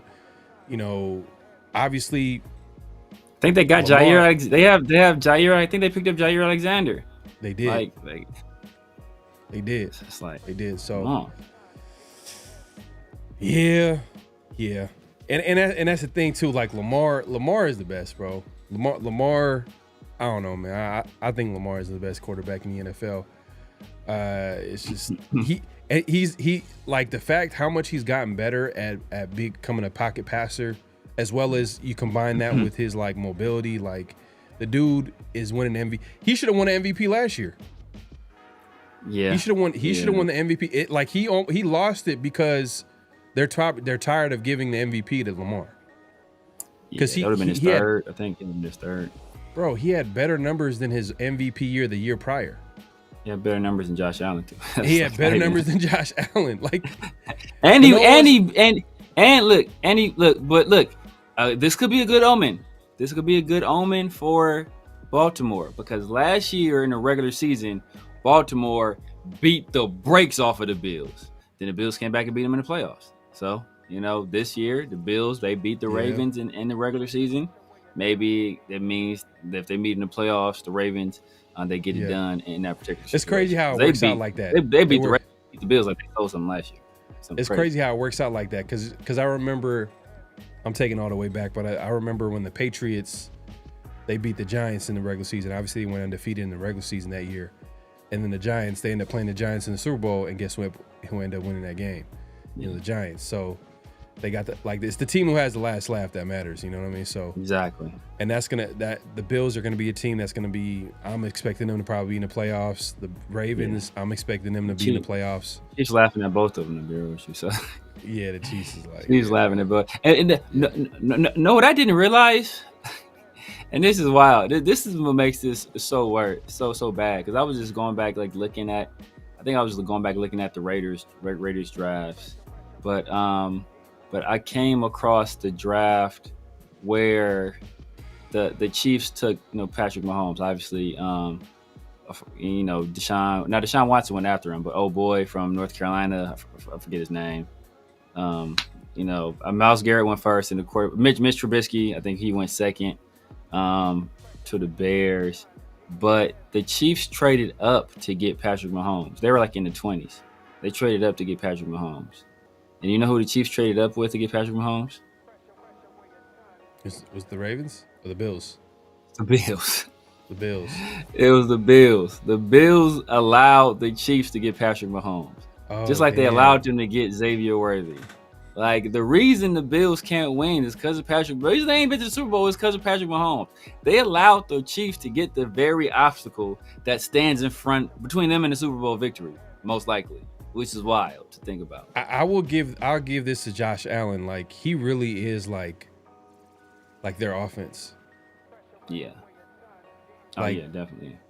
So I guess if you want to make an argument for Josh Allen and why he's an MVP is if you take him out of there's really Keon Coleman, I don't know, man. We'll see if he develops into something.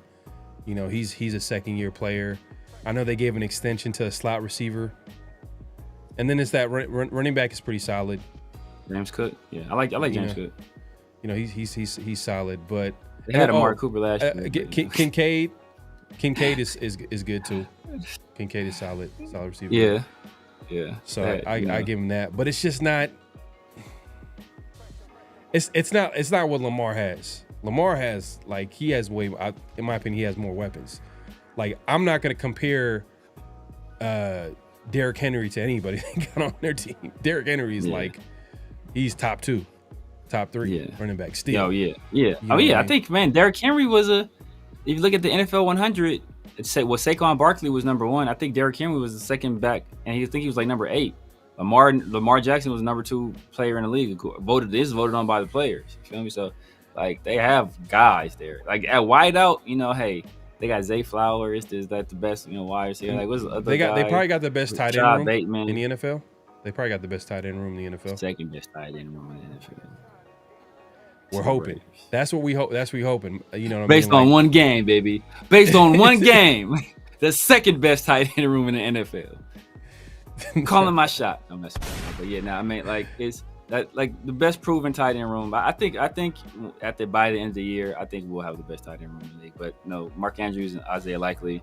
Because Brock is the best, and Mayer just has to be solid. Like, or like just if he can have a couple of games where, you know, he has a few touchdowns or maybe get close to 100 or, you know, if he could step. But the thing is, Mark Andrews is he was a #1 tight end for years. And he can be a #1 tight end like easy on other teams. Yeah. And then Isaiah Likely kind of stepped up into. Likely's nice, yeah. You see what I'm saying? So it's what you call it, guy? What you call it? Gonna have a cold tight end room too in Chicago with Dalton Kincaid, Colston Loveland. Not Dalton Kincaid, Cole Kmet and Colston Loveland. Cole Kmet and Colston Loveland. Mm-hmm. I think they have a nice the first room round too. tight end that they got from Michigan, I believe, right? Yeah. He's a freak athlete too. He's not like Brock level. He's probably like straight line speed. He's probably right there with Brock, but just twitchiness, like athleticism, he's not there. And he's not as big as Brock is either. You know what I feel like the Bears are missing? They got some pieces on offense. I feel like they're missing a running back. Yeah, that's what I mean. People thought they were going to trade up for Jeanty. Yeah. But if Breece Hall is available in a trade, which I don't understand why they would do it, but I guess Breece Hall just got off too. I think he just had a great game too. But he's been like rumored on the trade block for a minute, like during the offseason. So I'm like, I don't know what's going on. Maybe like whatever the coaching staff feels like they want to go a different direction. Maybe they're trying to get ahead of it because they don't want to pay him. You know, maybe that type of situation. And they really like Braylon Allen, who's also good too for them too. So, but if Breece Hall is available in the trade, I was like, look. I even, you know, anytime a player is available, I'm one of them. I'm like, ooh, the Raiders might have to look into this real quick. You know, Breece Hall, you know, we could add him. Hey, we need talent at the end of the day, but I think that would be a nice little running back for Ben Johnson, because I could tell like he'll probably maximize him, and you know, you've seen what he did with like the running backs in Detroit. Because DeAndre Swift, he's like, I don't know, he's not really. I don't like DeAndre Swift. No. He's not really a guy. Detroit drafted DeAndre Swift. Detroit drafted Jahmyr Gibbs to get rid of DeAndre Swift. Yeah, so it is what it is, man. But yeah, flag on a play on John Harbaugh. His days possibly might be numbered. You never know. He's been there for a while. You know, he has a lot of respect in that building. But it's a long season. It's just week 1. But for right now, man, that stat is kind of crazy that he's blown that many double digits. But he's been with the team for a long time. So after a while, like a lot of those stats are gonna add up a little bit, you know. So we'll see. We'll see what it looks like by the end of the season. And that was a Josh DeBow stat too. Man, Josh DeBow, when it comes to stats, man, Josh DeBow be on it. He be on it, man. I gotta like they need to do like a 30 for 30 on Josh DeBow and what his process looks like. You know what I mean when it comes to like getting these stats, because he be having stats like 2 seconds after it happens. Like I'll be like, how did you get this information that fast? Like, it's crazy. No, it's funny because I think Josh DeBow put out a stat about Jeanty. Everyone's like, "Oh, he's Josh DeBow. This is going to be your new Derek Carr." You know how he always had the Derek Carr stats. The Derek Carr stats. He had Derek Carr stats locked and loaded, like bad. As soon as Derek Carr did something, he was ready to drop one. So he had a. Speaking of Derek Carr, one of the biggest Derek Carr fans out here, man. I'm just obviously sarcasm. How does it feel when we have a QB that's not scared and fearless in the pocket? He hates Derek Carr. Even when he's been left, he's long gone. Derek Carr. But, hey man, but real quick, man, shout out to Chewy's Raider coverage, man. If you guys haven't already, make sure to head over to his channel and subscribe to my guys. He says, salute, fellas. Let's go 2-0. Go Raiders, man. Yeah, facts, 100%, man. Man, appreciate the super chat, man. My God, man, appreciate you supporting the show. I was just dying because as soon as Josh DeBow dropped that Jeanty stat, I went right to the comments because I knew like all the Derek Carr fans that still got like anger at Josh DeBow. I knew they was just ready to cook him, and they did not disappoint. Yeah. Man, the chat is going crazy. I'm trying to catch up here. Severe. In the meantime, let's go to flag on the play real quick. We got more, right? We got a couple more. We got a couple more. We got a few more. All right. Obviously, we talked a little bit about this matchup. This matchup of two up-and-coming teams, the Panthers and the Jaguars. And, coming off of an impressive stretch to finish last year, Bryce Young, people expected him to carry that momentum forward into this year and kind of build on top of that and maybe realize his expectations as a number 1 overall pick. Unfortunately, they got beat pretty badly by the Jacksonville Jaguars.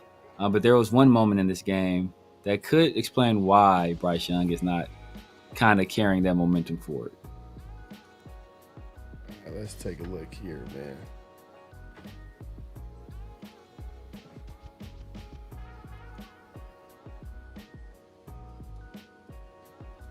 So at this point, the Panthers are down double digits, and you see all his guys are huddled up, and Bryce Young is watching the game on the Jumbotron. Instead of being over there rallying his guys, preparing them to go down the field and score, he is playing along with the fans in Jacksonville. And that was just, I saw that and I was just like, yeah, man, that's not a good look. It's not a good look. And the Panthers, they lost 26-10 to the Jaguars. They won that game easily. And I was watching that game. I watched a few games this season because I was kind of interested to see some of the young quarterbacks. Yeah. And I actually, man, this was one of the games I picked against the Jaguars. I was like, I did too though. So I was like, whew. Man, I think Mint got us on that. I think Mint picked the Jags. They picked the Jags. Oh man! And you know what I said too before? I was like, last season, I was like, I'm never gonna pick the Panthers. Yeah, Panthers again. And I went and against it. They got you last year too. They got you the same situation last year. I was watching it. Hey, T-Mac, he looked solid, man. He looked solid there. He almost had like a one-hand catch down the field. But for the most part, he had a pretty solid game. He was like their best weapon in the pass game. Yeah. Bryce was horrible. Man, Xavier Legette, I liked him coming out, but he got talent, man. But he got talent, but it was like a couple times I'm like, come on, bro, like he's not getting his feet in, like where what's his name threw a dime to him on the sideline. It was like a 20-yard little out route, and he just didn't get his feet in. And there was another play where he also didn't get his feet in, but that one, the second one was a little bit maybe the ball just carried him out of bounds, but that first one I was like, come on, bro, like. You gotta come on. Your second year, hopefully you can get better. But it's week one. It's week one at the end of the day. So but Hunter Renfrow, yeah, he was out there too as well. I feel like he looked good. He got open. I don't know what his final stat line was, but I think he got hit on one play over the middle. I really don't hold that against him. Like, it was like literally a over the middle Hunter Renfrow. Like, I'm not gonna expect him to catch that football. And then there was another one on the sideline where he got. Was it a hospital ball or was it just like kind of like a bang bang? It was a bang bang, but then a little hospital ball too. Like, oh, damn. Because it was over the middle. It's like, come on, bro. Like, he's not gonna win that. Like, you do that. You throw those. I would throw that ball to, like, if it was a tight end or like a big receiver, but like Hunter Renfrow, like. Yeah, if it's like Legette, maybe. Like Hunter Renfrow now. I'm gonna check the game out. I want to check the game out because I want to see what obviously I want to see what T-Mac did. Yeah. T-Mac looked solid, man. He looked like he was their best weapon, to be honest with you. And then, but yeah, now the Jaguars won that easily. They were able to run the football. It was game over. They're getting blown out, but that's not a good look on Bryce Young though. Like, for him to just. Be looking at it. You could tell he was out of it. Like, he was like, man. Yeah, like, bro. He was out. You got locked in right there, man. Yeah, but speaking of big hits, man. Man, I don't know if I sent it to. I think I sent it to you. The Will Johnson hit on Chris Olave. Oh, did he force a fumble or a catch? No, no. He knocked him out of game. He knocked him out the game. He knocked him out of the game. I think he knocked him out the game. Yeah. Oh yeah. I think I seen that. Yeah. That's some Michigan Ohio State hate right there, right?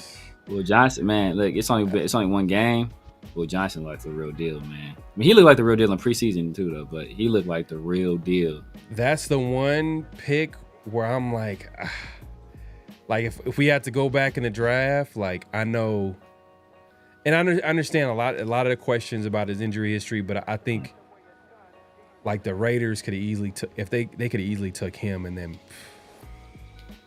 yeah. You know, I don't know. Jack Bech, it's nothing.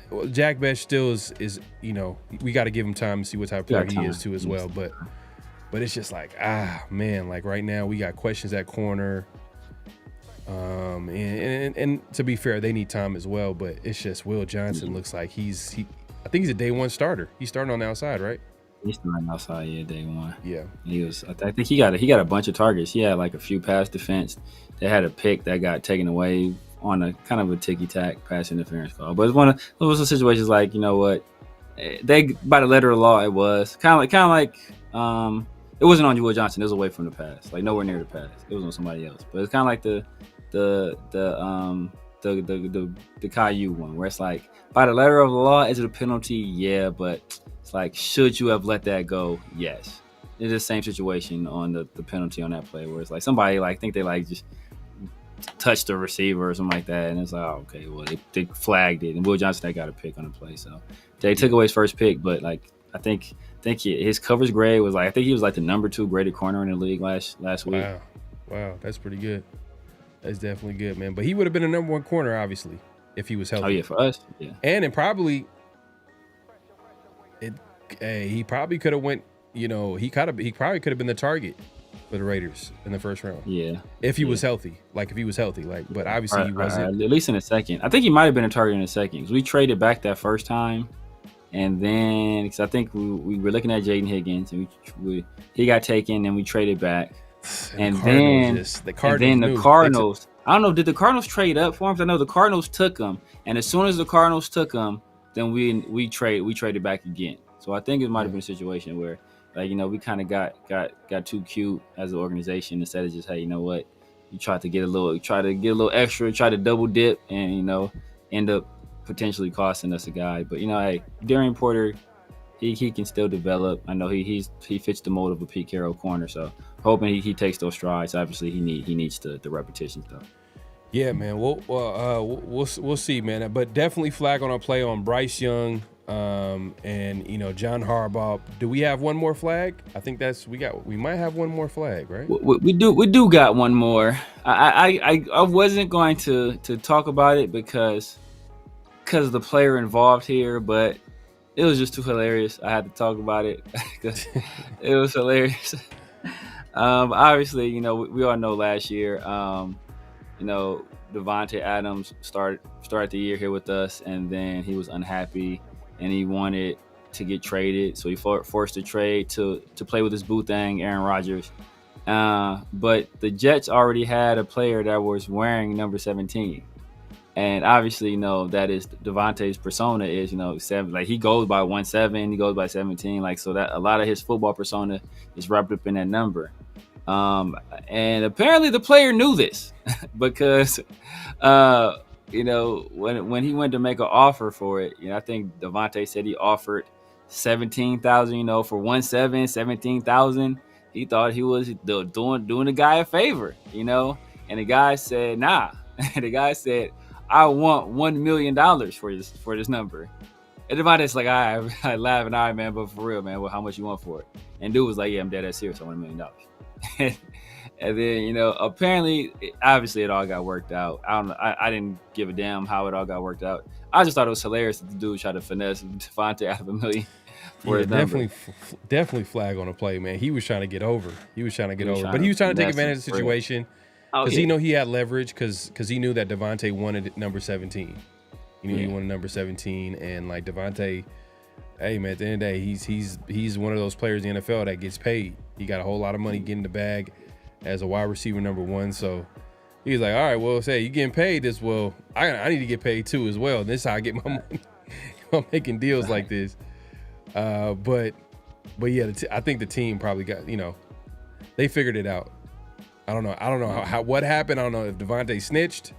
That could be a possibility because I don't know how did the team find out about it? Because I'm sure Devontae probably said something. I'm sure the team intervened on his behalf. And that guy's not even with the team no more.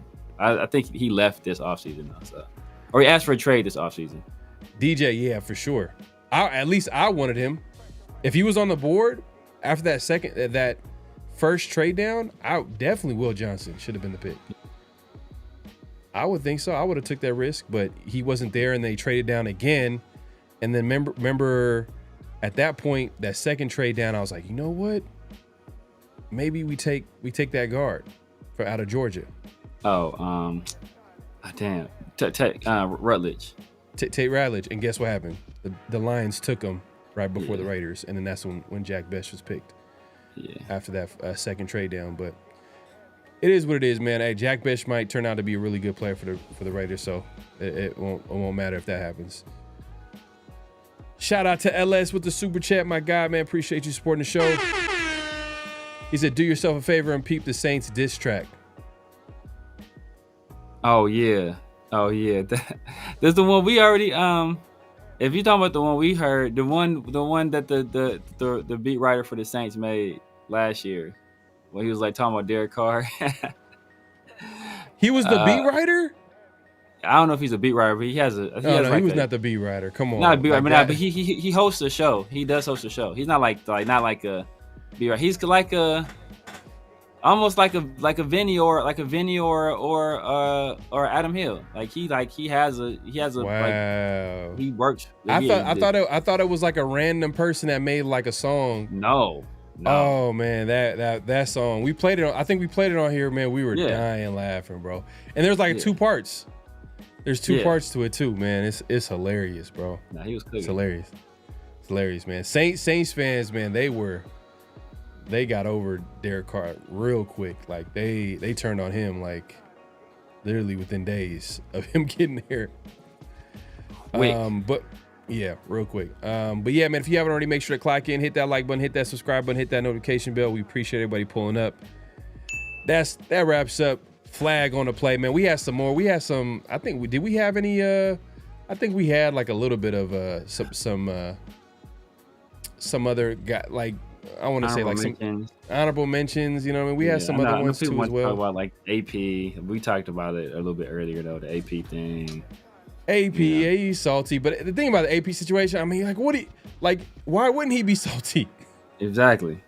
Like, why wouldn't he? Why wouldn't he? Like, I'm kind of like a little bit of like on AP side a little bit, just because. Not to say that like, it's just more like he was dealt a bad situation, and you would think that he would have more than 1 year, but I want to keep going with that conversation. Everybody's gonna go like, well, he's not coaching material. He doesn't have, it's Pete Carroll. Come on, man. Like, it's all good, bro. I don't want to even get into that conversation. It's just like, all right, whatever. It is what it is. Yeah. We moved on, but I think there was another Flag on the Play potential. I think I might have sent to you. You sent me one with a certain persons that need to let it go. They need to let it go. I ain't saying no names, but yeah, go ahead, hit up the barbershop and just go ahead. I think for a lot of Raider Nation, maybe Chris Sims saying that he's not impressed by Ashton Jeanty. I think a lot of Raider Nation, like, I feel like they're probably, that's not fun. I mean, I'm not impressed. I mean, we're not impressed by Ashton Jeanty. We are impressed by Geno. I mean, like I said, like people, I think people would just be too sensitive about that. Man. Like, say, dude had a bad game. Part of it was his fault. There was other factors involved as well. Like, hopefully he has a better next game. Like, people, they just will not say that. They're for whatever. They off. No, he didn't. Well, the other Flag on the Plays was about hairlines, I think. I think that's what you're trying to imply. Yes. Yeah. They need to go get that number 1, bro. Or just invest in some hats, bro. Hey, I still got hair, but my hat game is strong, bro. I still got hair, but my hat game is strong. Just in case to do it. Ain't nobody gonna ever know. Ain't nobody ever gonna know. I'm hanging on. I'm hanging on too. Let's see. John Gruden didn't Yeah, well, yeah, I think that pretty much. I think we talked about some of this stuff. I think maybe John Gruden. We already talked about that last week a little bit. That happened later in the week, but but John, we kind of know for a fact now that John Gruden, he passed on Tom Brady, so that's definitely flag on a play worthy for sure. Like, for sure. But you know, it is what it is, man. Let's move it along, man. If you haven't already, make sure to clock in, hit that like button, hit that subscribe button, hit that notification bell. Let's go to notable quotables. This is where we play quotes that obviously. Oh yeah, hold up, man. Did I acknowledge this? I don't know if I acknowledged this right here. LS, man. Oh yeah, we did. We talked about that. Okay, all good. All right, yeah, this is where we play quotes that we find out interesting. We have a conversation about. Severe, what's the first notable quotable? First notable quotable, obviously, we all know Captain Kirk. This was his first regular season game being part of the broadcast crew. And he recently spoke with one of the Raiders beat writers, Jesse Merrick, and he was asked a question about linebackers. Kirk Morrison, being a former linebacker himself, or a former middle linebacker for the Raiders, also a lifelong Raider fan. It was good to hear his perspective on how the linebackers played in their first game this season.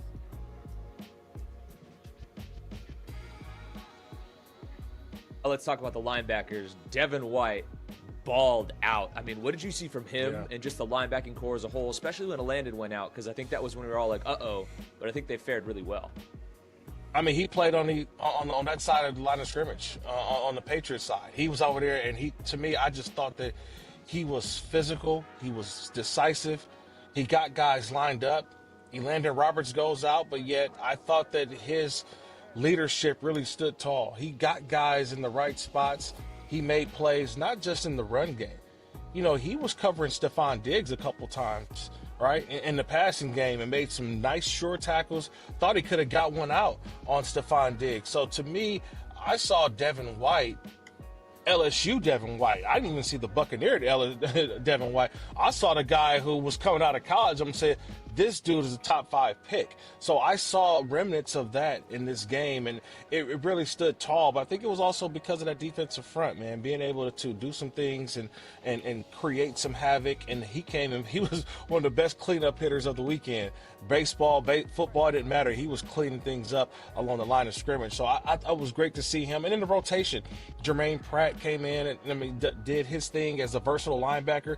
Didn't have a lot of splash plays, but he had a lot of good plays that don't go down in the stat sheet, but when you're watching the film, you're like, okay, I see that. All right. And then one of my helmet stickers goes to Tommy Eichenberg. He's just a special teams guy right now, but guess what? Hey, Roberts goes down. Hey, you're in, Eichenberg. And Eichenberg came in, and I thought he did fantastic in the reps that he was given. And then Jamal Adams adding to the rush. That was another adjustment. We talked about the defensive front, but Jamal Adams brought some pressure when they came in with their big nickel package, the big linebacker package. So they were able to play base defense with Jamal Adams, huge, even with their 11 personnel grouping. All right, man. Yeah, man. Hey, he said a whole lot right there, man, and that kind of speaks to what we talked about earlier about one of the positives from this game was the linebackers really weren't a problem as big as we thought going into this season. Yeah. Maybe if we play a better quarterback, better offense, better team, that'll be a bigger test. This game right here against the Chargers is going to be a big test to the middle of the field and how the linebackers look in coverage against the run and all that good stuff. So we'll see. But for right now, they made enough plays to contribute to a W week 1, and the Raiders are 1-0. So. A lot of high praise from a former linebacker himself, Kirk Morrison, who's been there, done that, who now is like the play-by-play, or the color analyst. Color commentator. Raider commentator with I think he replaced Lincoln Kennedy. I think he might have replaced Lincoln Kennedy. Yeah. So he knows his stuff, man. He knows football. So he obviously called it like he's seen it, and hopefully the linebackers, man, can continue to get better. Hopefully Devin White, who's young enough. Yeah.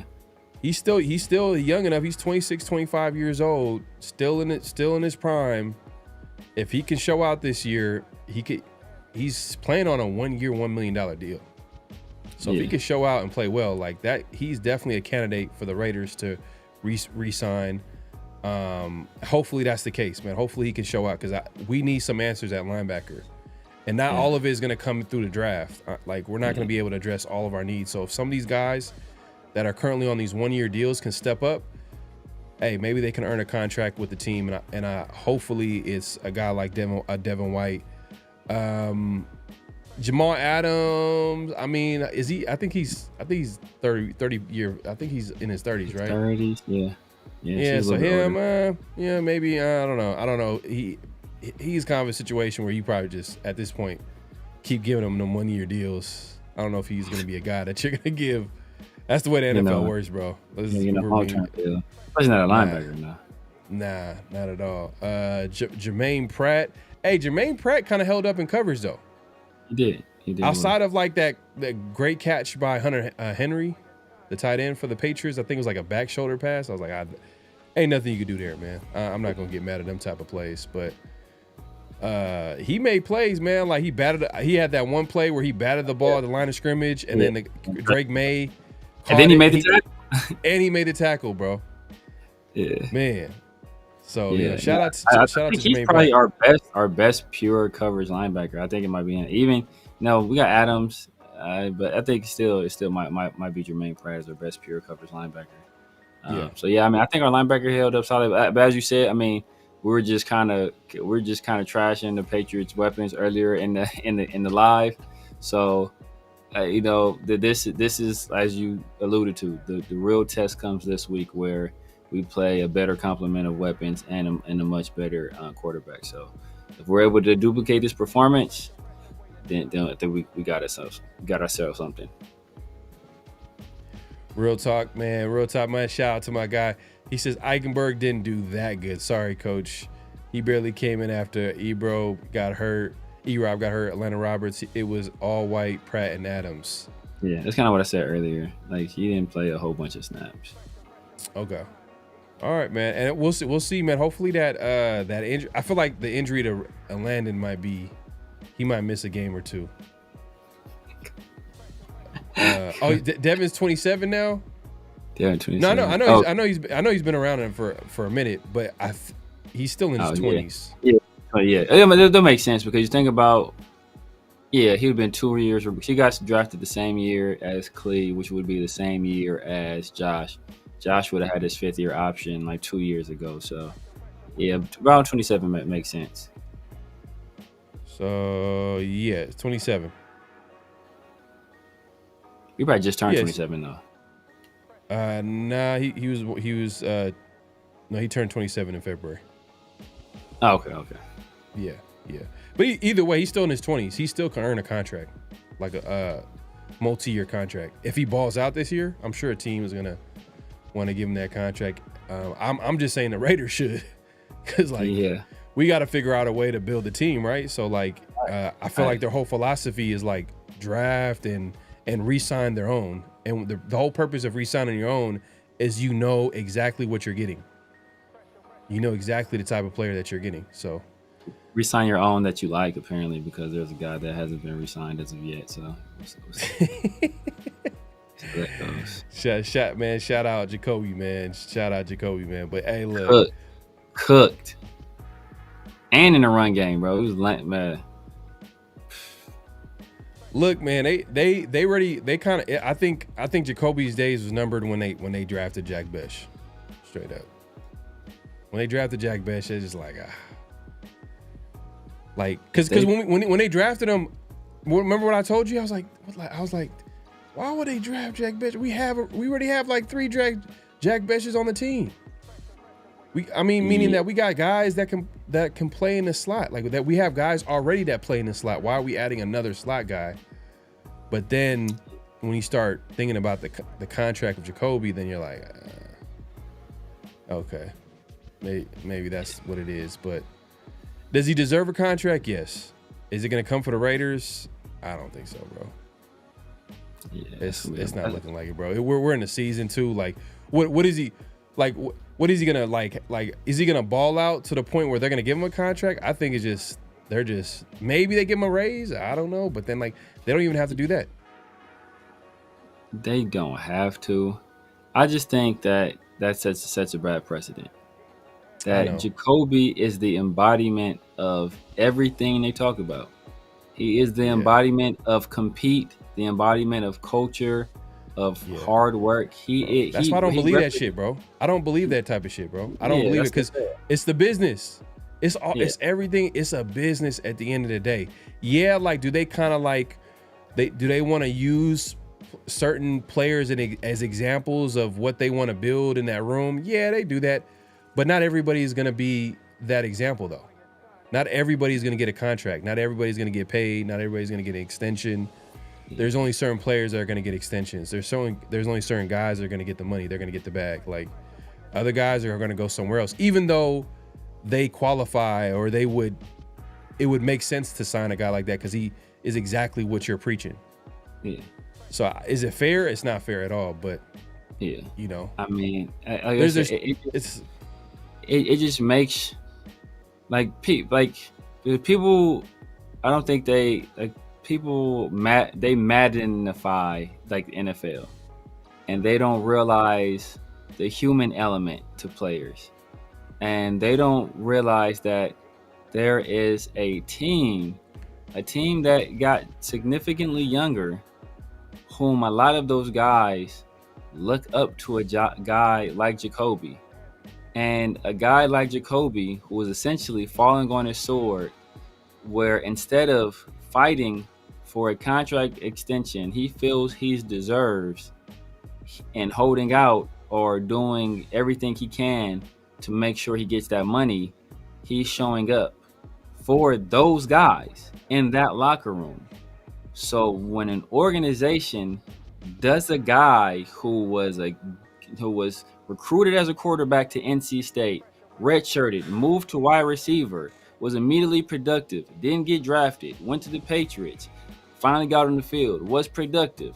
They didn't sign him, and instead they gave, in the most disrespectful way ever, gave the exact same contract to Juju Smith-Schuster. And then hear Robert Kraft saying, yo, man, we shouldn't have let that guy go. We hear Devontae saying, yo, man, this guy is probably one of the best receivers that I've been around. You hear Josh Jacobs saying, Jakobi Meyers is the most underrated player I've been around. You hear Puka Nacua saying the most underrated player in the league is Jakobi Meyers. You hear Will Governor saying the best receiver he's ever seen on a team with Devontae Adams, mind you, was Jakobi Meyers. You see all of this stuff, and Jakobi shows up, doesn't get in trouble, no drama, works hard, blocks, is productive, stays relatively healthy, doesn't vent to the media. He does all of this stuff, and then you still don't pay him. That's just a bad look as an organization. So and those guys will see that. So when it comes time to negotiate contracts, yo, bro, don't be looking at me for no hometown discount. No, none of that, bro. I'ma get mine just because, like, you handled this situation like a business instead of taking care of a guy that deserved to be paid. Oh, best believe I'm taking care of my business, because I see how you guys will do somebody as soon as you don't feel they can be on the same timeline as you, or as soon as you feel you can replace them. So you're gonna eventually do that to me too. So I'm about to maximize and extract every dollar out of you guys that I can, and I can't get mad at that now. Yeah, it's a tough situation, to be honest with you. But, like, you know, Jakobi, he turns 29 in November. Just the other day, we looked at, like, wide receivers when they get into their 30s.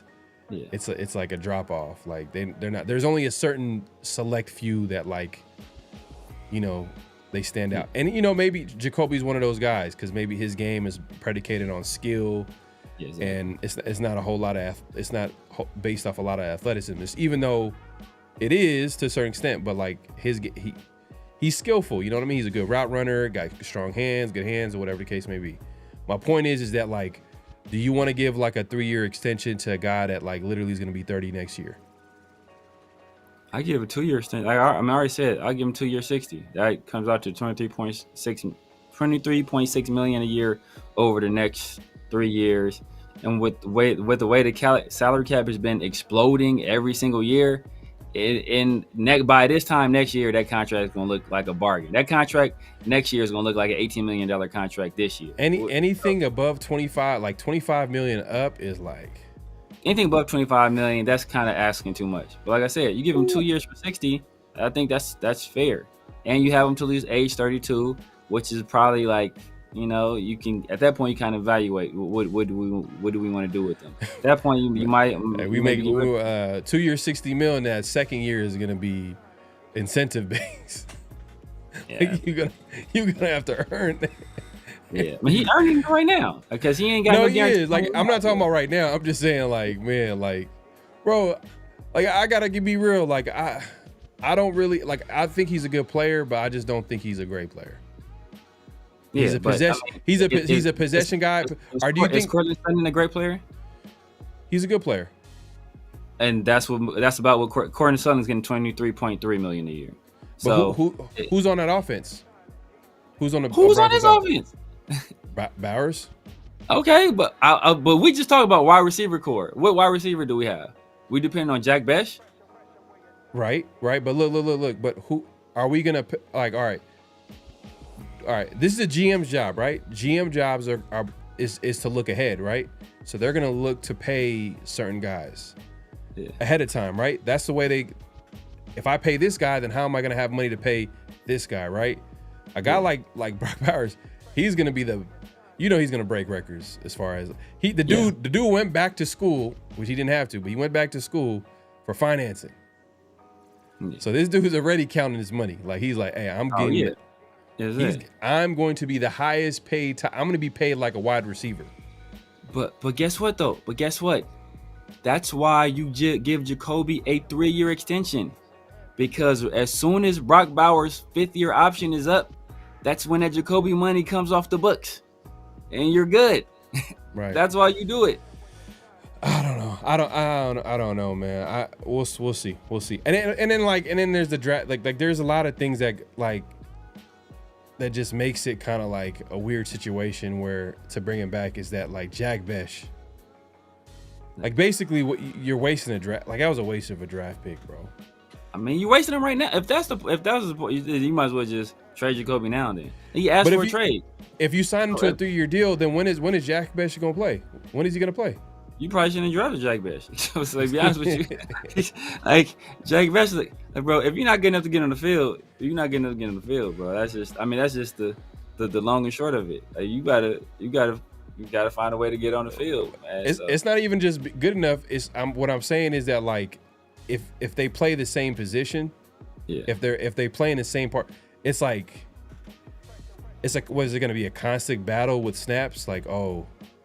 And then Meyers, he's an established guy already, so he's already gonna get like, he's gonna get his until what is there like a drop off? But then when there's a drop off, then you can be like, oh damn, I'm paying him this much. Yeah. He's not giving me what I thought I was paying for. And then you got Jack Besh who's on the come up now, like he's on the rise. Like I don't know. That rise might never come though. That's the thing, Jack. That rise may never come.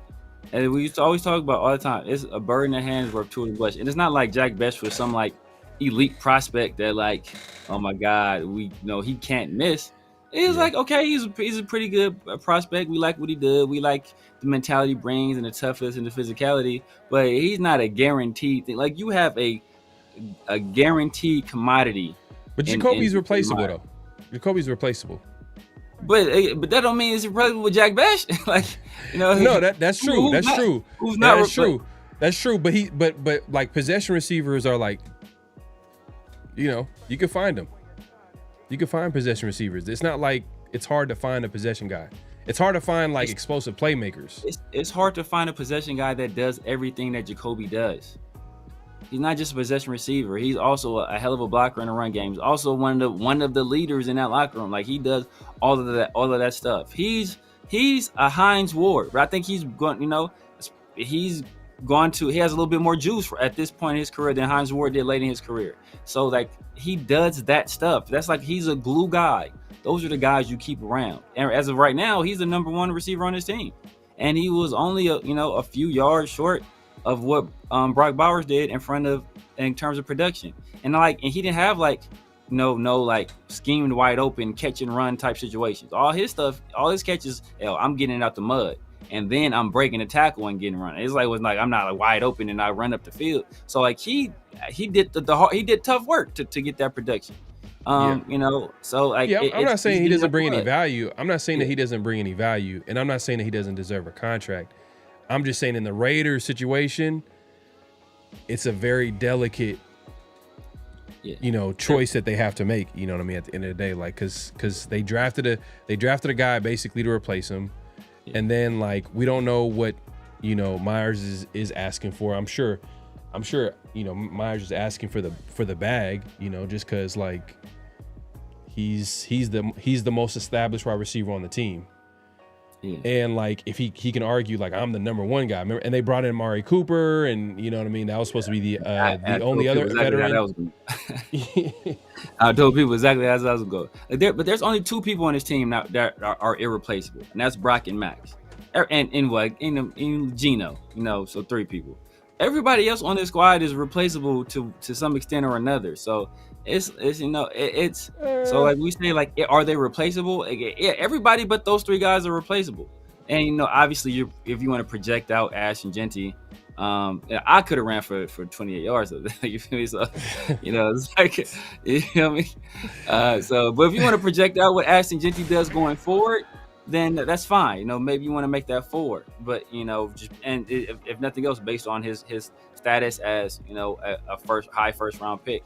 But that's just four guys. That means that you have everybody else on your roster is replaceable to some standard or another. And then you can might maybe say, based on what the Cowboys did and based on what the Raiders done in the past, ain't nobody irreplaceable, because they've each traded their best players. And Arizona, the Texans did it too. LS has a good one, man. Shout out for the super chat, LS, man. Appreciate you supporting the show, my guy. He says, LS says Devontae, Collins, Pittman, Ridley, Godwin, Diggs, Adams, Sutton, all currently on a 20 to 25 million 2-year extension at 58 is perfect in my opinion. So Devontae Adams. Yeah, but he put Adams. Yeah, I think he put him Devontae twice. All right. I think he put him twice. He said Devontae and he had Adams. Oh, yeah. I think you mean. Yeah, I think he put him twice. All right. I feel like Devontae is better. Yeah, he's better. But Devontae took a pay cut to go to the Rams. Because he wanted to be in that situation. Nico Collins, I'm taking Nico. But I just like Nico. Yeah, but the thing is, Nico signed his deal 2 years ago after that one big blow up year he had. So that's old money. So on Nico's next deal, he's gonna get a stupid crazy deal. Same thing with I don't know what Debo's looking like right now, but Debo's in that same pay range. Debo signed his deal a few years ago, so he's on the last year of that deal. So if Debo was to get a deal that was like similar to that deal that he signed at that time, it'd be like a $30-something million deal. So giving him that extension, that's not crazy money average per year. Yeah. Godwin, I think Chris Godwin. He meant Devontae Smith, who was a number 2 in Philly. Oh, Devontae Smith. Okay. Oh yeah. Oh, okay. Yeah. Devontae Smith, Adams. Okay. Devontae Smith. I feel like Godwin is better. He's a better player. Diggs' contract was crazy. I ain't gonna front, because he's on the downward trend. Like, he's not.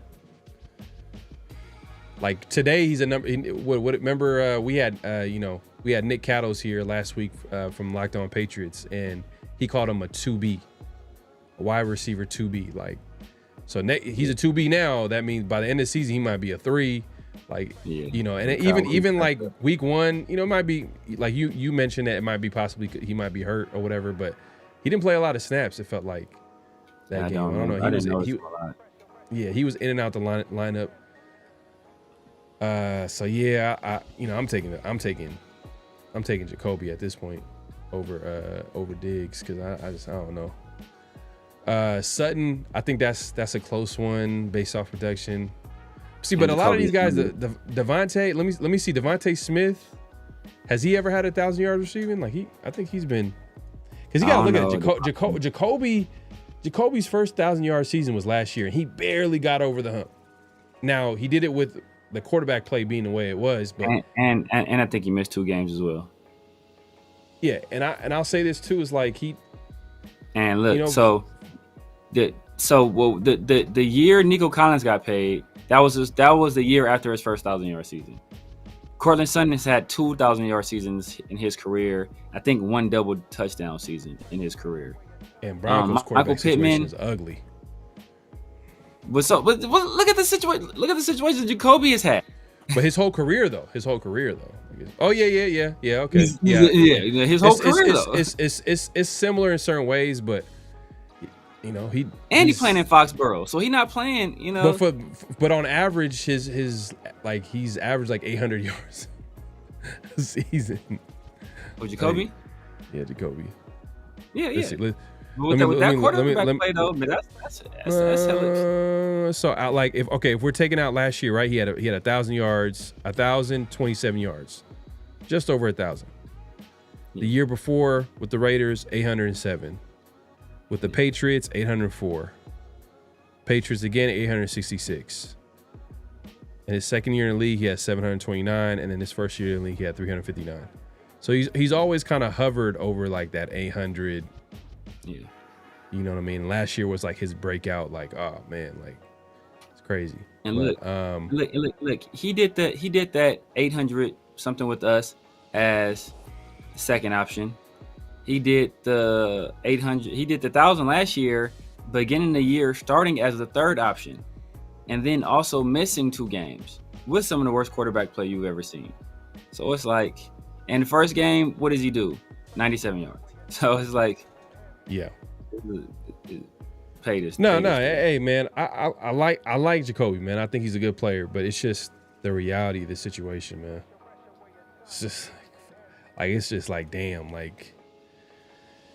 Yeah, man. That's why I never believed this. When they was talking about like, oh yeah, like he's a culture guy. You know what I mean? He represents everything. They're gonna sign him. Like, no, they're not, bro. They're gonna sign him because it makes sense to them, business wise, and whatever it takes to help the team.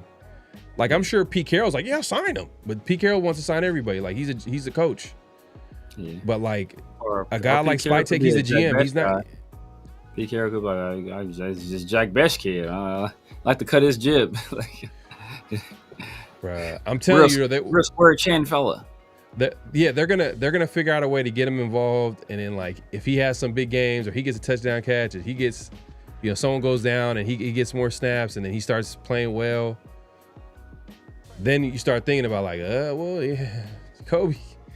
Good guy, man. Great guy, man. Humanitarian, man. You're a good guy, bro. Great locker room guy. That's a lot of ifs. There was a whole lot of ifs in no sentence.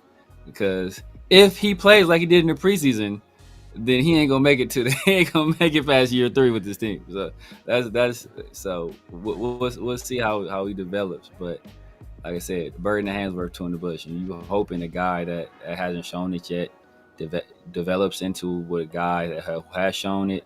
Especially the leadership part as well. Oh, yeah. Devontae Smith, he's been productive since day 1. Rookie season, 900 yards. Second year in the league, basically 1,200, 1,196. 2023, just over 1,000, 1,066.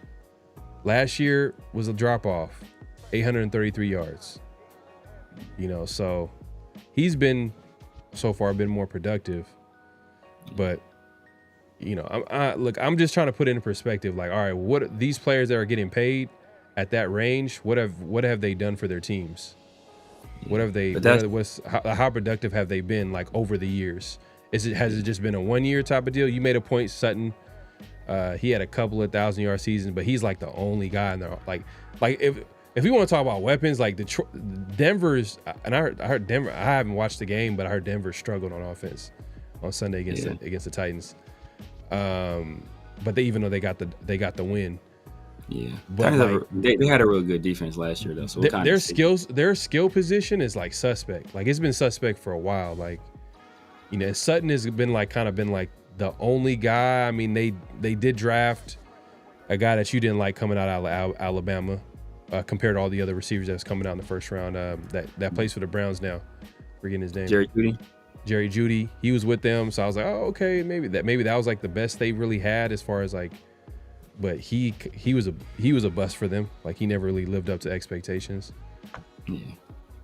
But yeah, man, Sutton's it's really not be honest with you, it's really not about Devontae and how good he is. It's more so like the Raiders are just making a decision based off, business. Like they don't want to pay him. They rather pay a rookie wide receiver who's getting paid. Like, but the only thing is like I think there is a possibility that they do sign Jakobi if like they find out that Jack Besh is trash. At that point, it might be too late though. You think at that point it might be too late? Because you think Jakobi's sticking around? Like after this year, think Jakobi gonna be sticking around? Like bro, at that point he's gonna go to the highest bidder.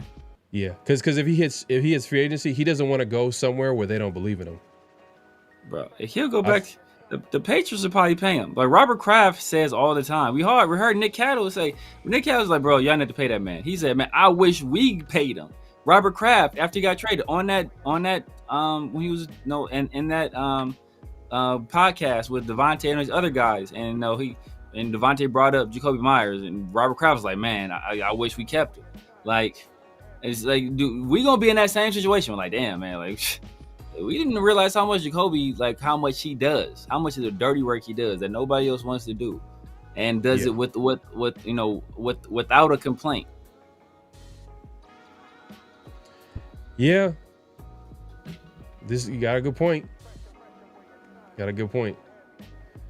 QB, offense coordinator, yeah, different offenses and like just unstable. The stability at quarterback has been.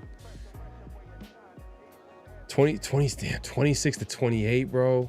The salary cap gonna go up, bro. It's only gonna get more expensive. The salary cap is about to jump. We saw how much it jumped this year. It's gonna keep. and look, if what you call it buys.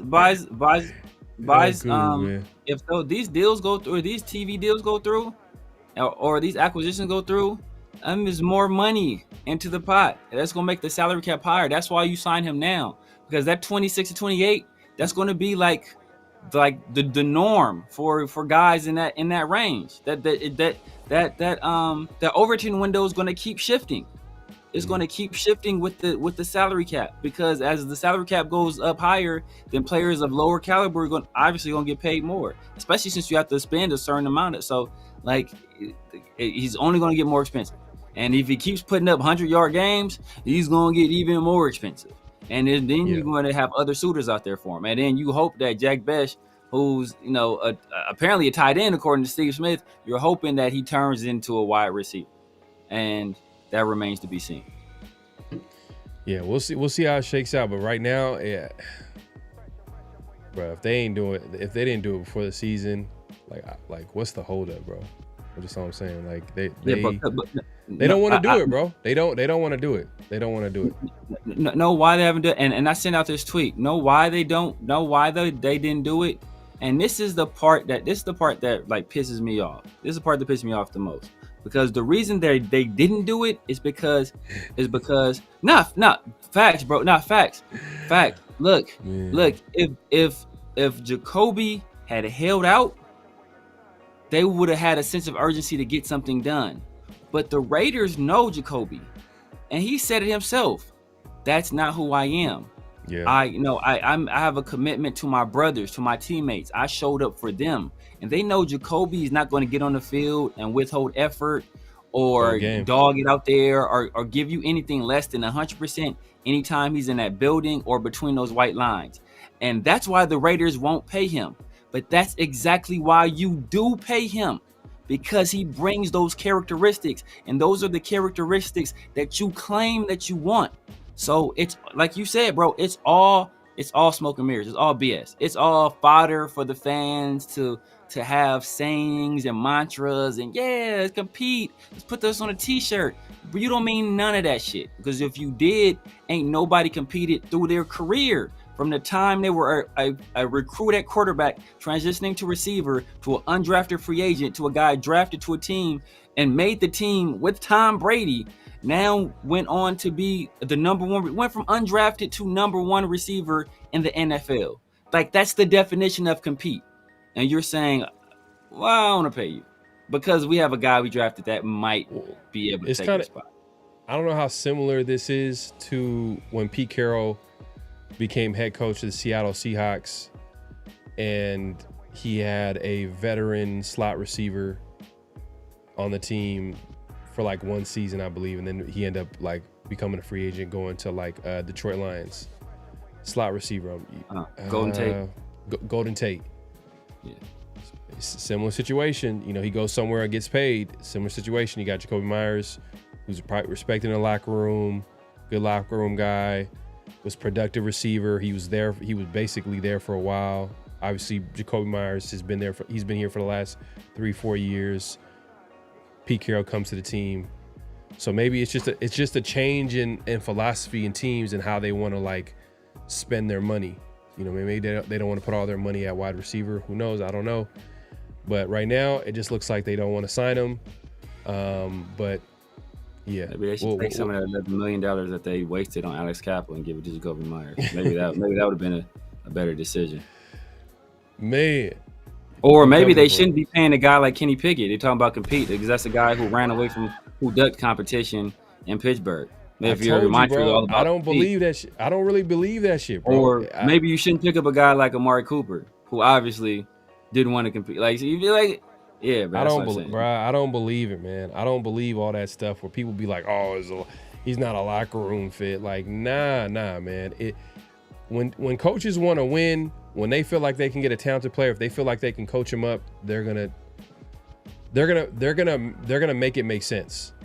They're like, oh man, this guy, you know, he's gotten a bad rap. You know, he's a good guy at heart. You know, like it don't matter what he did. They're always gonna say that. They're gonna have something to say to the media to make it seem like whatever they're doing is the right move. So I don't ever believe that. It just depends on what they want to do, who they want to get, and who fits within the type of team they want to build.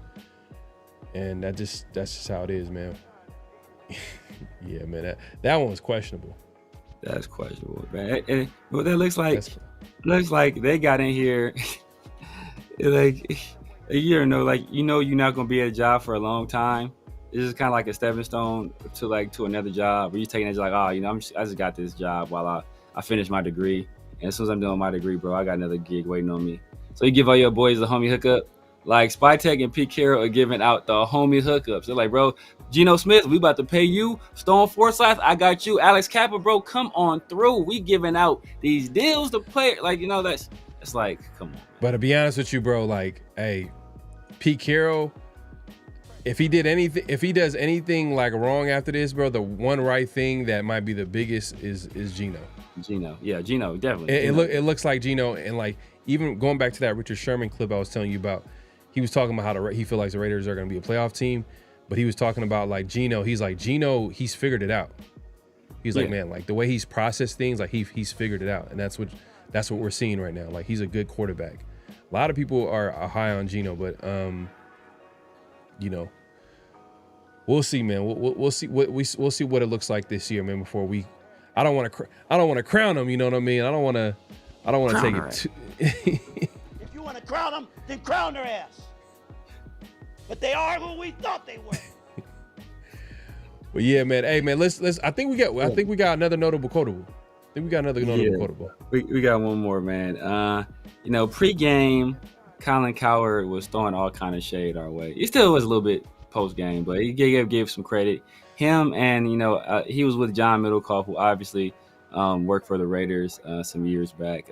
They had a conversation post game, and that's some interesting takeaways from the game. And I thought the night crew would get some value out of him. All right, let's see what he's talking about. If you give Geno a little time, and if you give Geno Smith a run game, Geno can sit in the pocket. I thought Geno Smith made about 4, 5, 6 throws today, big time throws, and he's not my favorite quarterback, but I looked at the Raiders coaching. To your point, I looked at the energy of the staff. The Raiders are going to beat teams in their division. Yeah, I mean, I got to give Chip credit. He schemed some passes today where some guys were beelining across the field, and Geno just let it rip. You're like, damn, that was a good-looking play. I mean, he had Bowers. I mean, he schemed some really good plays. Yeah, and if you wanted to defend the Patriots in this individual matchup, you'd go, well, the Raiders have better players. Max Crosby, best player on the field. But you'd say Brock Bowers, probably second best player on the field. Geno Smith today is a way better player than Drake May. Yes. So, I mean, they just drafted a weapon top 6, but even if you say Jeanty and Henderson cross each other out, the Raiders had Colton 400 yards. Yeah. So, like you said, Jakobi Meyers now has a couple years. Like, he's become a really, really good player. I think we think about him like 3 years ago, the kind of little afterthought guy on the Patriots. He's a I don't know if he's not like Jamar Chase or anything, but he had 8 catches today for 97 yards. He's going to have enormous numbers this year playing with Chip and Brock Bowers. So, yeah, I mean, the Raiders are just a better team. The Raiders have the better quarterback, a Super Bowl winning coach, the better left tackle, the star offensive weapon.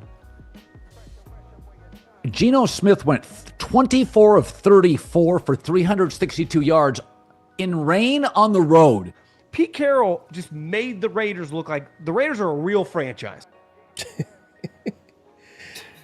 and these are yeah, right. And like, these guys like are notoriously talking about the Raiders in a negative way. I mean, the Raiders they're not making it hard for them to say that, mostly deservedly so. You know what I mean? But I take it with a grain of salt, man. They're kind of stating the obvious, like what we see. You know what I mean? As far as like Geno and like they're looking at the coaching staff and like, you know what? Chip Kelly, the highest paid assistant coach, looks like he deserves that money. Yeah. And you know what I mean? He's earning that money, I should say, but what he did on Sunday, and then hopefully it continues this season. I don't know, man. I really don't like John Middlecalf. I remember from his days with on 95.7 The Game back in the Bay Area. Yeah. But I don't know. It is what it is. I bet you if like the Raiders lose next week, they'll be like, oh, like Raiders are gonna they're gonna be talking a lot of trash and I said they're trashing this they're trashing this pregame. That's why it's kind of interesting. I don't really care. It's kind of interesting to hear. That's why it's always interesting to hear people's thoughts after the fact, because they usually don't acknowledge like that because they made it seem like it was inevitable we were gonna win. Like obviously the Raiders are gonna win, right? They're a better team, but I wonder like if you have like pick'ems, did they pick the Raiders to win? I would guess that they probably didn't pick us to win. Most people didn't because the Raiders were 2.5 point underdogs, which is kind of a pick'em, kind of like saying it's a toss-up game, 50-50 game if it's less than a field goal. But, that means a lot of people just thought we were going to lose. So now to make it seem like, well, obviously, come on now. Look at the Raiders roster and look at that Super Bowl. I bet last week they were like, man, look, you got Mike Vrabel coming back. He's a serious head coach. You got Josh McDaniels, a Super Bowl winning offensive coordinator. Drake May coming off a very impressive rookie season. Like, I bet you they're saying all this stuff pregame as the reasons why they would beat the Raiders. And now postgame, it's like, come on, obviously the Raiders are going to win. It's like, come on, bro. But I find it, I took away 2 interesting things. First interesting thing is like yeah, Jacoby's going to go crazy. Like, let Jakobi have a year, bro. Let Jakobi have a year. Hey, and you know what? And maybe this is. I know everybody's calling him a nice guy and this nice guy. Maybe this is Jakobi. Like, you know what? Y'all not gonna pay me, but guess what? I'm getting paid. He probably sees something coming in this offense, like as far as like what it's gonna open up for him. And he's like, hey, if I can get my numbers. Last year he had 1,000, and then let's say this year he gets like 1,200 and above, 1,300, 1,400, which is like would be crazy. But he's probably not gonna get like 1,400, maybe like 12 between 1,200 and 1,300. 12 and 13, yeah. 1,300 would be like, whoo, like man, going into next offseason, he's gonna get paid. He's gonna get the bag, whatever. Yeah. So he's looking at it like a win-win. You know what I mean? So he's kind of looking ahead. Probably. You said LS. You saying you calling it 13? Bro, yeah. Hey, the way Chip Kelly, bro. Chip Kelly, man. When you got a good OC, bro, anything is possible, man. And he's the number 2 guy behind Bowers too. So yeah. So it's like he's gonna get, because remember last year he started out as number 3 and he missed 2 games and he put up over 1,000. So and all training camp, all we heard was that Geno had like the most chemistry with crazy chemistry with Jakobi, and because first of all, because Jakobi used to be a quarterback, so he understands. He understands He understands what quarterbacks Watch him get like 800 want. and 95. No play. Nah. Only way he does that is he'd have to be hurt, or Geno we'd have to be seeing Kenny Pickett on the field. Like the only way he doesn't get right. that. So, right. But he played quarterback, so he understands what quarterbacks look for, how to make himself available. Like he has a better understanding of how to look at coverages, like all that stuff, because he has a history of playing quarterback. So, I think he about to go crazy. Other thing was just like, a thing that was. I want to point out, I was listening to the quote. I did it just to piss some people off. It was like Trevion Henderson, Ashton Jeanty, they cancel each other out. I was like, oh man, they about to be mad at this one. It's like Trevion Henderson, Ashton Jeanty, they cancel each other. Same guy. I was like, yeah, bro. I was surprised that they used him as like little as they did last game. I mean, it wasn't like it's not like the Raiders were up by like 21 or something like that. Like they were, it was a close game. They were at the lead, like, but for whatever reason, they weren't using him as much as I thought they were. You know what I mean? Because to be honest, he's probably like he's probably the most explosive weapon that was on the field on Sunday. And he was productive. He averaged 5 yards a carry. Maybe Butte, maybe, I don't know, maybe him. Nah, he's more explosive. But only person that would probably be in the same round. Well, I think Douglas. I think Douglas is pretty explosive. And then with Kyle Williams, I don't know if he played or not. But Kyle Williams probably right there too. But but like he only got 5. I think he only got 5 rushing attempts. I think Ramondre only had like 7. I think Gibson only had 1. Go ahead. Pharaoh screenshotting. Yeah, I'm gonna take a picture of that right there, man. Right there. LS already said he's gonna come out to a game, not this season, but next season. So we gonna see. Oh man, we gonna see, man. We gonna hold you to it, man. But nah, we'll see, bro. We'll see. I can see him having a big season just because of Chip Kelly. But then there's a lot of, like, to speak to your original point about like why Bowers wouldn't get like as big a yards or have a bigger season like he did the first year, was because of the ball being spread around now. Like you got Chip Kelly he's gonna give the ball to Jakobi. Obviously Bowers is gonna get his, but then you gotta look at the run game. You know, if the offense is gonna be as good as it is, it's not gonna be because of one guy. It's gonna be multiple players stepping up, especially guys like Mayer. You know what I mean? If you feel like Mayer's gonna have a breakout season, if you feel like Trey Tucker is gonna have a breakout season, if you feel like one of these rookies is gonna be stepping up, like that's gonna take away from, you know, some of the players that we have on offense. But those are the number 1, 2 guys, so they're gonna get theirs. But it's just what are the numbers gonna look like? I feel like Bowers is, where like he man, like if he's getting five catches for 100 yards. And you don't even think that as 100 yards. Like you're like, he finished with 100. Like it didn't even. See, at that it crazy didn't even look game. like that. It was a sneak game, and it was in the third quarter. It was in the third quarter too. So he would have added a little bit more, maybe a couple of catches. Yeah. He probably had like 120 something at least. And he left some on it. I think he had like a drop or 2 in the game too, so he left some on the field too as well. I don't remember. Yeah, but he left early, so if he would have been played the whole game, at least 120. Like I said though, that long catch and run, where like I'm telling you, they were finding ways to get him open. Like it's the very first play of the game, that motion that had him basically in zone coverage versus Spillane. Like they were finding, Chip's going to find ways to get him open. So I think he's gonna cook. But I think the same way where Jakobi is going, and he's going to play all 17. If assuming he plays all 17 this year, that's going. Yeah, I hope he's not hurt though. I hope he's not hurt, man. That'd be ugly if he's hurt right before like in a big game like this. Like, that's gonna be tough, bro. I think we're talking about Brock. I think Brock could be fine. I think Brock. He said after the game he was fine.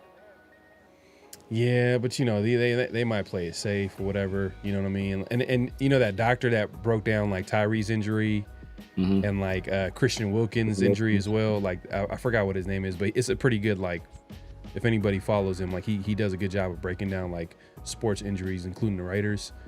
And he was saying that like the way that the way he got that 38-yard catch we were talking about earlier, that's where he got tackled and he got hit, and you could see like the way he got hit it's like a PCL injury, and I'm like, oh man, hopefully it's not. Oh, damn. Hopefully it's not like anything serious like that, but yeah, because Pete did say, "Oh, we'll have to see on Brock." I was like, "Oh, I was hoping to hear him be like, "Oh yeah, Brock is fine. He walk it off, put some tussin on it, he'll be all right." But he was like, "Oh, we'll have to see on. We wanted to bring him in, take a look at it." And I was like, "Oh, okay." Yeah, and it's like a long long week too, heading into the game because it's a Monday night game, so everything is like kind of like what she would have got yesterday. Yeah, they haven't practiced. Like their first practice probably gonna be tomorrow. Tomorrow, yeah, or today if you today for everybody really. Yeah. He was sprinting and hopping on the sideline. Just don't put him back on. Yeah. I'm just hoping. He was kind of gimpy though. Like when he was trying to test it out. Yeah. Like, he was running, but it was like he was walking, running like kind of a hobble. I don't know if later on maybe he got a little bit better. But when I first saw him on the sidelines, I didn't even notice he got hurt until I saw him, like they showed on telecast him like running on the sideline, and he was like trying to like almost like a car that won't start. It was kind of like jerking. I was like, oh dang. Yeah. Cleve would say, I wasn't feeling the Bowers pick for his play last year, but now I know he's definitely worth. Oh man, definitely, bro. I'm in the same boat, man. Bro, like that was see if you want to talk about chess move, that was a chess move by Telesco. That's why I got to give props to Telesco on that one, because he knew that that Devontae Adams situation wasn't going to last long. And then once DA left, but we seen what Bowers it was like, it was like, all right, you know what, it is what it is. He left, but we got a guy now like we know is going to be getting open consistently and making explosive plays down the field, man. Yeah, I hope so, bro. Pete said he was good. I hope, bro. I don't like, especially this is a big divisional game. I want to see what it looks like with the Raiders' best going against their best. Thanks. You say probably goes top 5 on the redraft. Oh yeah, I mean he was projected to go that way. I thought he was going to go to the Chargers for a second. Yeah, a lot of people. There's talk, but I shouldn't. I mean, when Harbaugh made that comment before the draft, talking about like there's only one position where everybody depends on this one player. You know what I mean? And he's talking about offensive line, and I was like, y'all about to get Joe Alt, for sure. If he's there, y'all about to take him. Yeah. But, do you think they still take Joe Alt in a redraft? Do you think they go Brock? I mean, Joe Alt's I think he's been nice for them. He's been good. He's been good. So I like you. Hey, franchise left tackle. Those are premium positions. Like that's. They already had one though. That's the thing. They already had one. But right tackle in today's league, right tackle and left tackle is like very important. Tomato in a passing league, bro. Like you need. Yeah. But back in the day, your right tackle was. I mean, I guess you could say still is, but your right tackle usually is like the run blocker. Yeah, but like we said, like you said, it's not like that much anymore because it was Lawrence Taylor that made like the left tackle like be important because he would line up on the right side. So people was like, well, damn, we gotta start paying these more to block Lawrence Taylor. So that's what kind of made the left tackle. But now they move these people around. Yep. Because I think like Max, he goes against right tackles. I mean, Khalil Mack used to go up, or I don't know, he probably still does. Goes against right tackles like best pass rushers now don't necessarily go against the left tackle. Now they go against the right tackle. So it's like now you got to have two guys that can block. Let's see. Daniels, alt verse, maybe Penix ahead of him on the redraft. Yeah, Daniels for sure go number 1. What about Quinyon? Verse. Quinyon's top 10 cornerback already. Now they probably go Brock, depending on the team needs. They probably go Brock. Quinyon probably goes right behind Brock though. Who came out? Who was the wide receiver? Was there a wide receiver that went? Neighbors. Oh, okay. Oh yeah. Neighbors. Yeah. So Neighbors and Bowers are like the best 2 weapons. Brian Thomas Jr. too though. Brian Thomas Jr. All 3 of those guys. Yeah, but I'm not putting Brian Thomas is like he's like a step below than Bowers and like in my opinion. Neighbors. Yeah, in my opinion. But he put up numbers though. Yeah, definitely. Because who went ahead of him? Marvin Harrison. Marvin Harrison went. Yeah. Oh, he was. Damn. There's a lot of weapons that came out that year. Oh shit.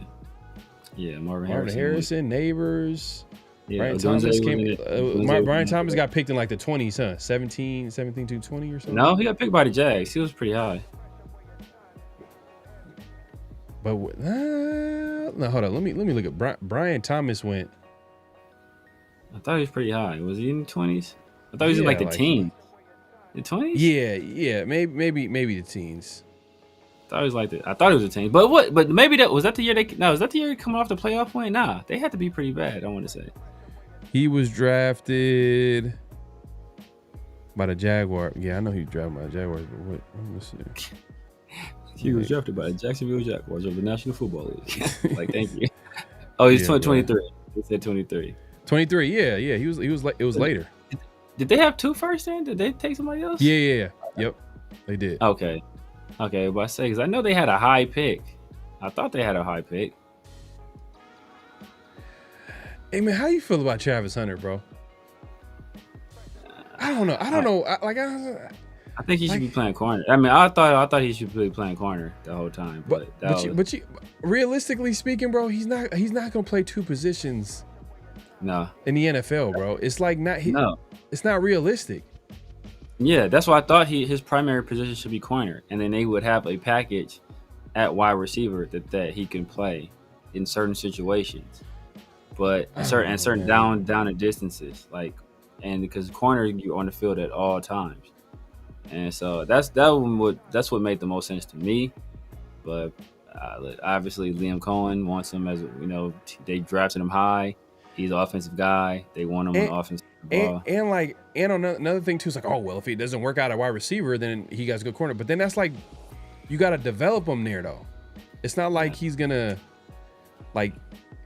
in the NFL, man, it's too good of a league. It's too competitive. You got to work on your craft. You can't. I don't know. It's kind of a weird. We'll see. That's one of the weirdest situations because they talked about Charles Woodson being a guy oh man he got wide receiver skills at corner and But I know at some point the Raiders had packages for him to come on offense, use him, but that's not the same as him being a full-on wide receiver. They're trying to are they really trying to use him in a way where he's on the field for a certain amount of, I don't know.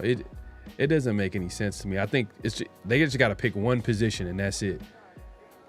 Yeah. I mean, they could do 2, but like I said, it has to be mostly corner with a package or 2 at wide receiver for occasions. Have certain downs and distances. Other than that, I think he should be playing corner. Oh, okay. Jag's only first rounder was Brian Thomas. I think this year they had 2 first-round picks.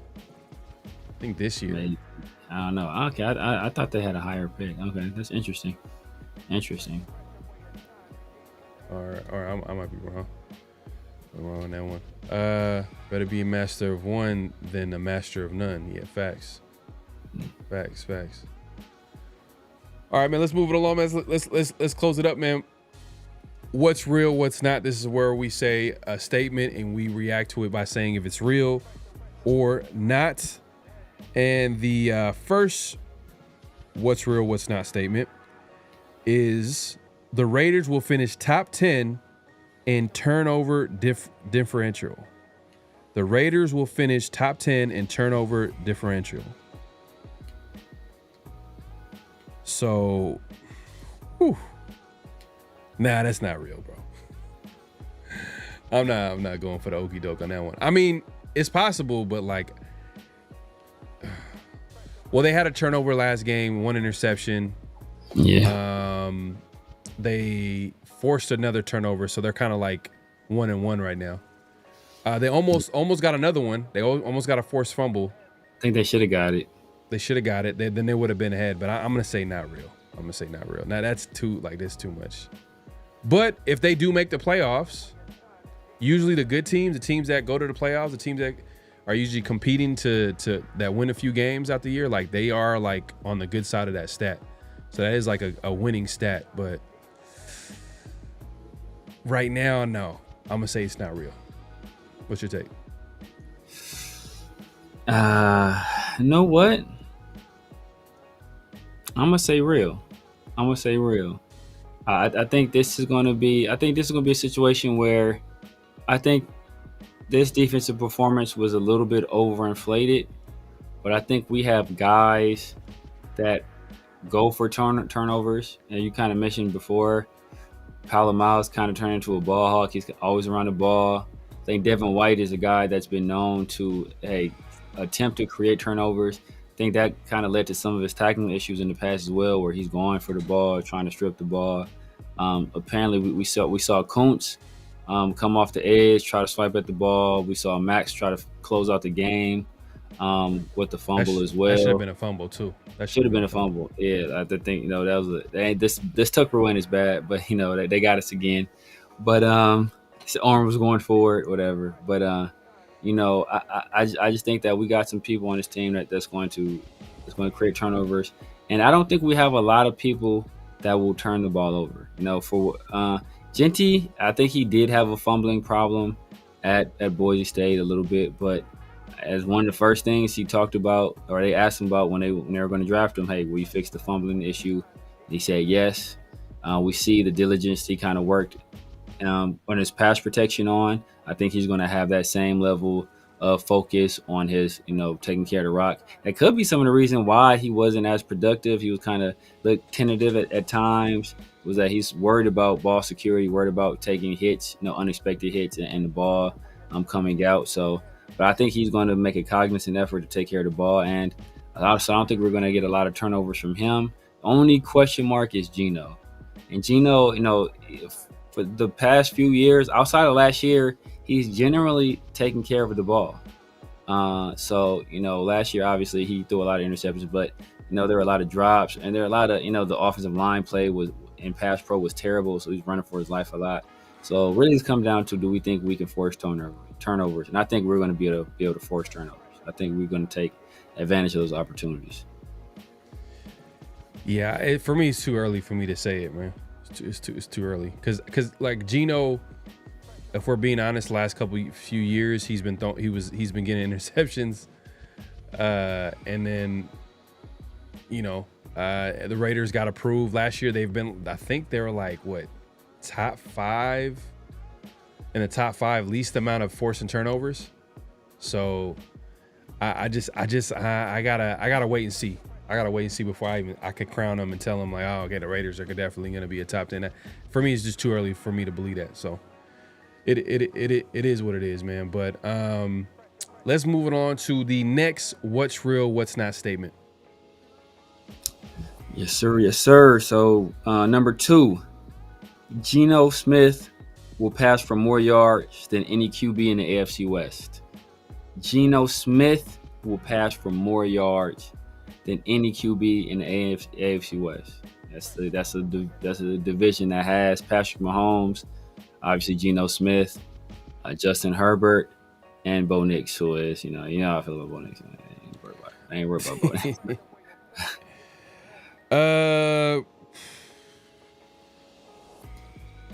Geno Smith will pass. The way it's looking like, he's starting off the season 362 yards up. Yeah. Damn, more than Mahomes, Justin Herbert. That's what I'm really thinking about. Is really Mahomes. Ah, man, this is a tough one. I'm gonna say not real. Not because I don't feel like Geno is not capable of doing it. I feel like it's because we're eventually gonna start running the football. And I think that's the goal. I think they're going to want to get the run game going. Right now, it might not look like that, but at the end of the day, let me hold up. Let me, you acting a fool right now. So let me, got to go, bro. Yeah. What about here? I think if you look at it, I wouldn't say Mahomes is the guy I'm thinking about. And I think the guy I'm looking at is Justin Herbert. I think, I think he kind of showed that first game, man, where usually Jim Harbaugh, you would think, hey, you know what, I'm running the ball, control the clock. Greg Roman, same situation, run the ball. But he came out and he let Justin Herbert throw the ball all over the place. He let him throw the ball all over the place. And I think that might be a sign that, you know what, Jim Harbaugh's like, man, I got me one. No, he believes in Justin Herbert. I mean, I heard Albert Breer, he has a story where, like, when he was coaching Michigan, he was saying like he knew that Harbaugh was going to go to the Chargers, because when he talked about the quarterback that, like, he feels like is the one that stands out to him in the NFL that no one talks about, he brought up Herbert.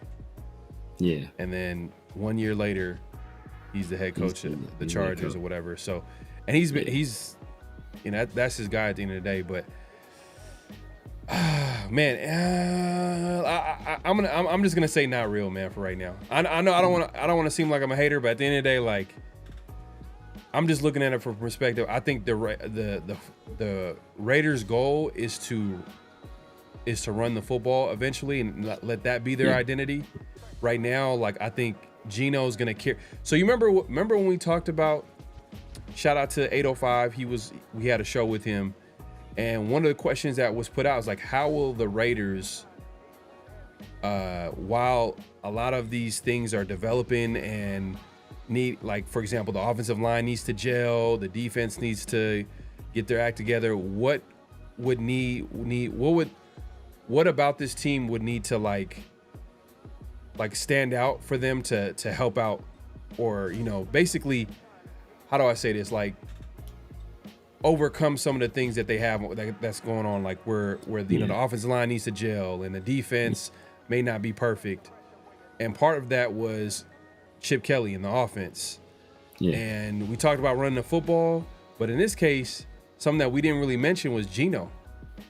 Geno balling out.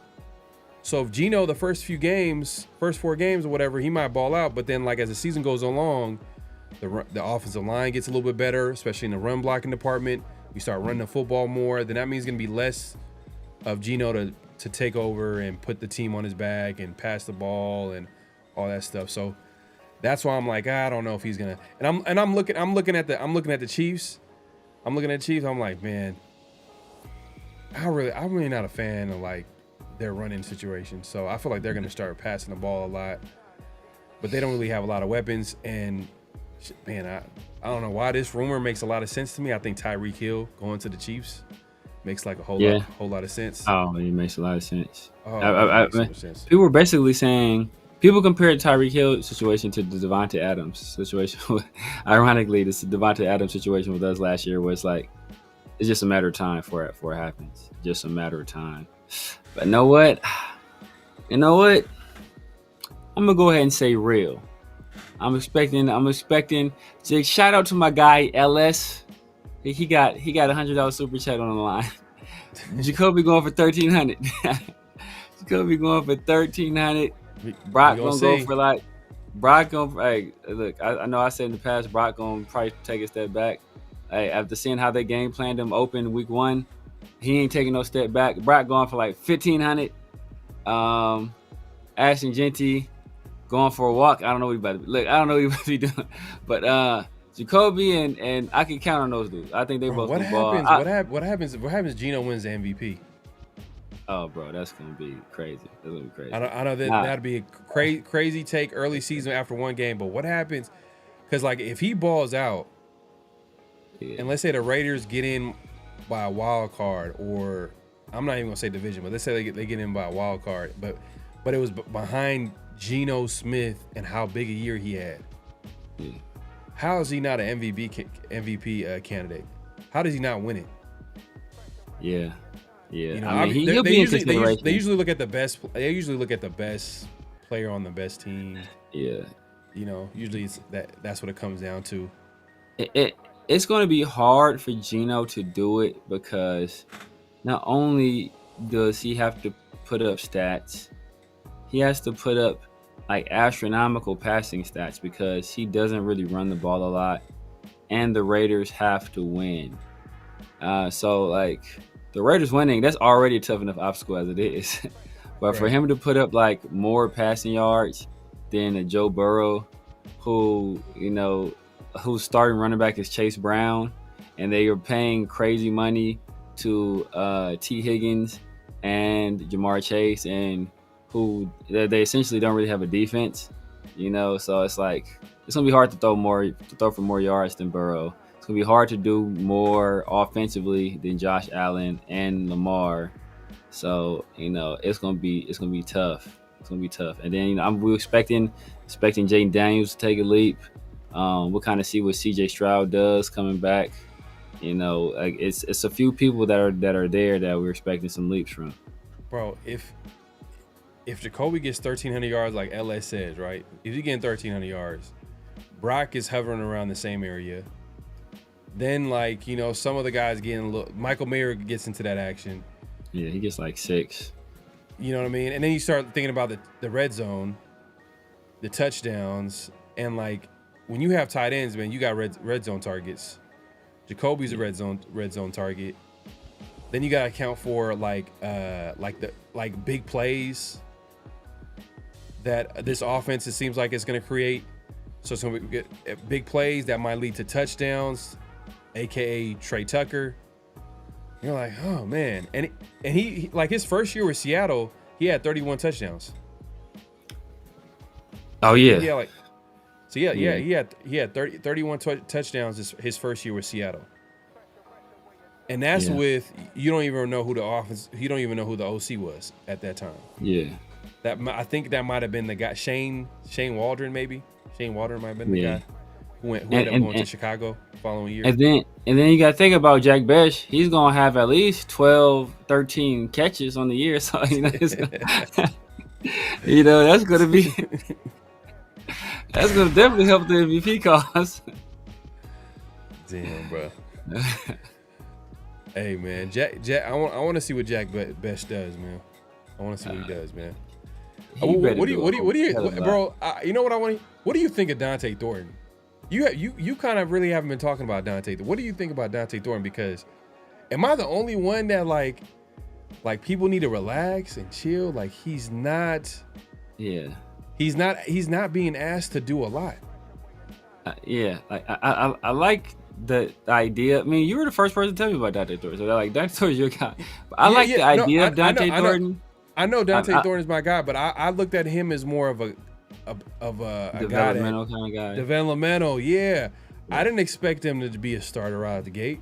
But even when I see him play, I'm like, it's kind of like, oh, damn, like they're really not asking him to do too much right now. Like it's really like the ball, like a lot of the plays are going to, they're going to obviously Brock Bowers, understandably, Jakobi Meyers, Michael Mayer. And then you sprinkle in some of the other pieces like, Trey Tucker and then, Michael Mayer and things like that. And then, then you got like Dante Thornton. Oh, Dante, he gets a little catch right here. And then, oh, damn, he makes a, I'm not really looking. It's just, am I tripping?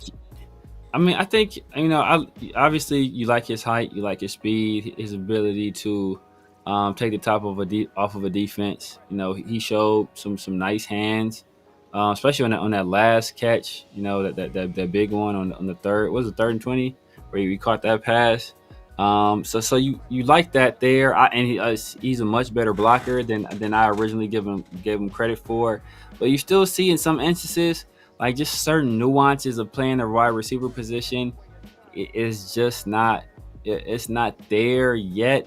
Like I think one of his first catch, might have been his first catch, was like a catch on the sideline, and like he caught the ball, got both feet in bounds, but like there's a way that it looks, and it just didn't look like a guy that you were that skilled at that right now, right? It just looked like it didn't look. It looked kind of clunky, but hey, he executed, and that's all you can really ask for.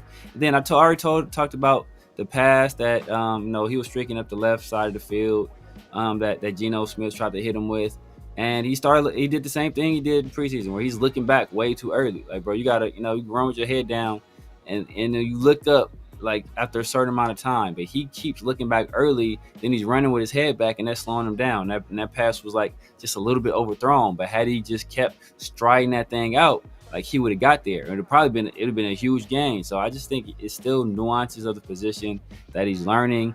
Just building that chemistry with Geno.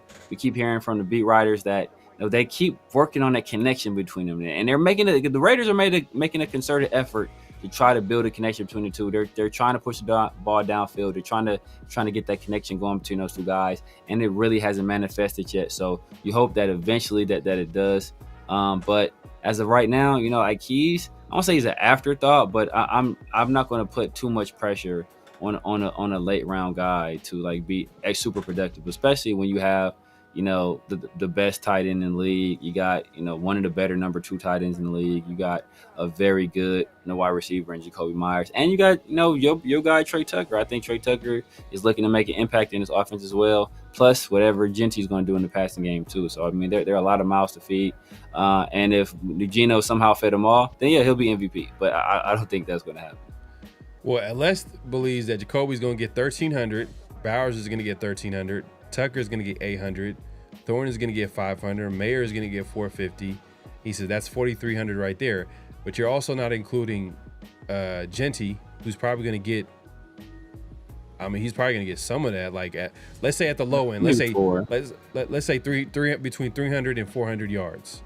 Yeah. So if that's the case, then we're approaching 4,600 to 4,700 yards. Yeah. And then you forgot about like all the other receivers who are gonna get some. Yeah, like Jack Best going for 87 at least. Nah, Jack Best, that's 4,387. Best is gonna get more involved, man. 4,387 yards for the Jack Best's contributions. Alex Bachman, that's 4,390. 4,390. Yeah, you a fool, bro. Man, but I mean, yeah. I mean, he can get. I mean, he can go for 4,500. I think he can go for 4,500. Yeah, but Geno to even be in the conversation for MVP, it would be. And I know it's crazy to say right now because after week 1 and like it's Geno Smith and all the other quarterbacks and you guys are gonna name all the top. I get it. But we gonna talk about it before it happens, possibly. For it to happen, Jakobi and Bowers definitely got to get off. Like that's the foundation. Oh yeah. Got to be the foundation, and then Tucker got to get off too. Tucker got to be the guy that gets off, and then Thornton. Yeah. Thornton is just like a slow burn. Like he's gonna get a big play every now and then. He's gonna get a big play every now and then. I think there's gonna be games I don't think Tucker has to get off, but I think Tucker. You have to occasionally complete one of those to Tucker. You have to get plays. You're like, all right, damn, now we gotta. Well, 800. Well, 800 is what. 800 is what Jakobi was giving the Raiders. Yeah. You know what I mean? That's Jakobi's career. That's Jakobi with Bailey Zappi. That's Jakobi with Bailey Zappi at quarterback, and Mac Jones. I'm just saying, man, that's Jakobi's career right there, bro. So let's not disrespect Tucker getting 80 yards, man. Let's not do that, man. The man's about to get 25 million and more possibly. So that's been his career up to this point. He's getting 800 yards every season. But then we got Mayer 450. But it's hella funny. I thought Mayer got way more than what he did, but he only had like 4. He had like 4 receptions for 38 yards. Yeah, but that's gonna be, very impactful. But that's his game. Exactly. You know what I mean? Yeah. I don't think he's ever. I don't think numbers. Yeah. But yeah, I think he'll be impactful. He's like a classic tight end. Yeah. He's like a classic tight end where he's not gonna get a whole lot of yardage, but he should get like as a starter, maybe like 50, 60 catches. And then you throw in the touchdowns. I think touchdowns, he should be competing for the team high. I think he'll be close, because he's a big body. He's a jump ball guy. But Brock is a jump ball guy too, that's all. Yeah, man, Brock is gonna be Brock, man. But hey, man, we appreciate everybody pulling up. It's been a great show. Make sure to clock in at this point, clock out, hit that like button, hit that subscribe button, hit that notification bell. Man, smooth show, man. Great show after a Raiders win. Hopefully they continue to do that next week against the Chargers. Monday Night Football. Definitely, guys, man, tune in, man. This Thursday around the shield, we're gonna have a guest. We're gonna have a Chargers podcast host in the building. Make sure to tune in. We're gonna talk to him. We're gonna talk about what the Chargers are, the state of the team, what we can look for heading into, the Raiders versus Chargers Monday Night Football game. Obviously, I feel like Raider fans do a good job of paying attention to the other teams in our division, but there's some things that we probably miss, like we're kind of focused on what the Raiders are doing. We want to see, so it's probably good to have a conversation with someone that is paying attention to every little thing that's going on with the team. So I think it's going to be Coach, like I'll tune out of that one. Well, hey, look, Coach. Coach, I'm letting you know in advance because last week you was talking a lot of trash about the Patriots host. Locked On Patriots podcast host. Yeah, they exist. I had to search for them, man. It was a tough search. They really do good. They do really do a good job with their whatever they got going on as far as the Chargers. Who that was mad disrespectful. That's the most backhanded compliment I've ever heard in my life. Yeah, they do a good job with whatever they got going on.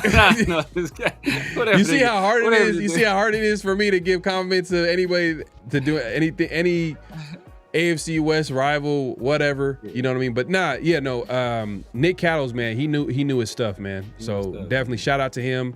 I really appreciate him coming through. He was a great guest, great conversation. Had to talk some mess after the Raiders win, letting them know that Geno had a big game, but it is what it is. But yeah, we're gonna have a Chargers guy in the building, man. And he's gonna break it down from his perspective and what's going on with the Chargers, man. So definitely tune in for that this Thursday around the shield with me, Severe, and hopefully we get another guest too as well, man. Like maybe Mint, we might see another edition of Mint coming through. So definitely we'll try to see what we can do with that. Severe, man, if you want to let the people know what to look forward to, all that good stuff. Yes, sir. Yes, sir. You guys know what it is, man. This Severe Raider here on YouTube, X, IG, Snapchat, TikTok, Kick, Twitch, everywhere. The Severe Raider. Tap in with your boy, man, here. Tuesday nights, the world famous 50-50 show. Obviously, Thursday around the shield, both with my guy, PharoahNFL. Then on Sundays and Wednesdays in the Raider War Room with me, 805 Raider, and Chris from Protect the Shield. Tomorrow, or today, for everywhere. Today, Wednesday night, is film night, man. So we kind of go over some of the plays, some of the players that everybody is talking about. So make sure you guys tap into that. Should be a good one. And then, hey, I think Nick Cattles, he brought a lot to the table last week. Definitely. In terms of the Patriots. So make sure you guys tune in this week. Get a little bit of insight, kind of know what to expect, know what to look for going on to the game. That conversation with him, I kind of keyed in a couple things, man. I know we're about to get out of here, man. But one thing we did not touch on, which is a great thing, is that we didn't have to talk about Colton Miller at all because I didn't see Colton Miller lose a single rep. Not a single rep did I see him lose. So, I think he's back to form. So make sure you guys tune in this Thursday to get more of the same. Definitely. Yeah. Now, shout out to Colton Miller, man. He's holding it down. Like, he's Mr. Consistent. Mr. Consistent, man. That's like the best way to describe Colton Miller. And that's pretty much what makes a good to great player is the consistency. So shout out to him. He's doing his thing. He earned that deal. The Raiders actually gave him a contract. I don't know why. You know what I mean? Like, why Colton Miller and not Jakobi Meyers, man? You know what I mean? I'm telling you, bro, it's who they value, who they want to keep, man. Like, they understand left tackles are hard to come by, and when you got one in the building, you better sign them, man. And they didn't draft it. To your point, they could have probably drafted his replacement, but they didn't. Early in the draft, like they could have probably went offensive line or maybe a first couple rounds, but they didn't. They drafted Charles Grant, but he's a project. Yeah, but what is I don't know what the hell Jack Best is. It's just I don't know what the hell Jack. Hey man, I didn't know you had. Hey, look. At the end of the day, I didn't know you had all this. I didn't know you had all this animosity for Jack Best, man. That's crazy. That's crazy. You did? I said on draft day. I was shocked, bro. I was shocked when they drafted him, but then like I kind of grew to like, okay, you know what? Maybe there's some value to what he could bring to the table and stuff like that. He maybe got some game, but I still am like. After you drafted Thornton, I was like, all right. I still didn't like the Jack Best pick, but I was like, whatever. Yeah, maybe those are the future starters, bro. Jack Best and Dante Thornton, man. You got your number one X receiver. You know what I mean? And you got Calvin. You got Calvin Johnson and Jakobi Meyers. Well, hey, bro, we'll see, bro. We'll see, man. 1,300 yards. You calling it? And that's I gotta respect it, bro. Like that's a big number. 1,300 yards. Like he's 1,000 before last year. 1,000 would have been like, whoo. Yeah. That's a big, and he did it. He got it done. He got 1,027 yards last season. But if he's able to get 1,300 yards, Geno got to be up in the MVP conversation. Because if Jakobi's getting 1,300, that's wild. He's on pace for like 17. Omnicron says Best was not Ricky Pearsall and certainly not Alec Pierce and not Lab McCown. Yeah. Now he's good. I'd be clowning. Like I think he's a solid, but he's not. Like I said, he's not what I wanted at that position. But I think he's a fine prospect. I think we reached. I wouldn't have taken him in the second round. That's for damn sure. Right. But it's the only thing that's I don't think he's a bad prospect. Steve Smith calling him a tight end is just like. that was what kind of like when I saw that, because I already wasn't a fan of the pick just because he does a good job he does a good job, bro, breaking down receivers. And there were players I liked at wide receiver more than him, and so but I was like, all right, I kind of was warming up to it. Then you sent me the thing with Steve Smith saying he was a tight end. I was like, oh, my heart dropped. Best comp is Puka Nacua, Chris Godwin, or Juju. Juju is disgusting. Yeah, but Juju, we think about it gets like Steelers Juju. Steelers Juju, but like that was just one. Was it 1 or 2 seasons? Yeah, and the rest has been like. Yeah. After that, I don't know if it's injury or maybe he's just not focused on football. I don't know what it is. Super Bowl. Nah. Did he win one? I think he did. I think still Super Bowl champion Juju Smith. I think he won a Super Bowl. I think with the Chiefs, I think he won one. Yeah, man. But if you like.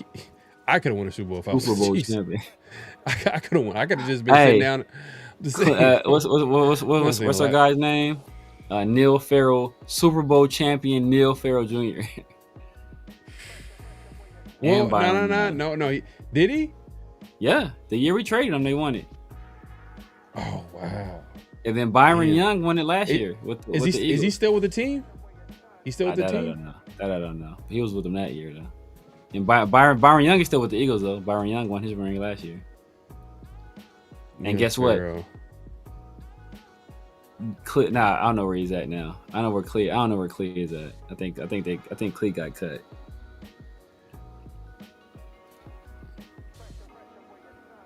Oh, Nicholas Morrow got one too. Damn. See, all the ex-Raiders will be winning rings. I think he plays for the Dolphins. Neil Farrell?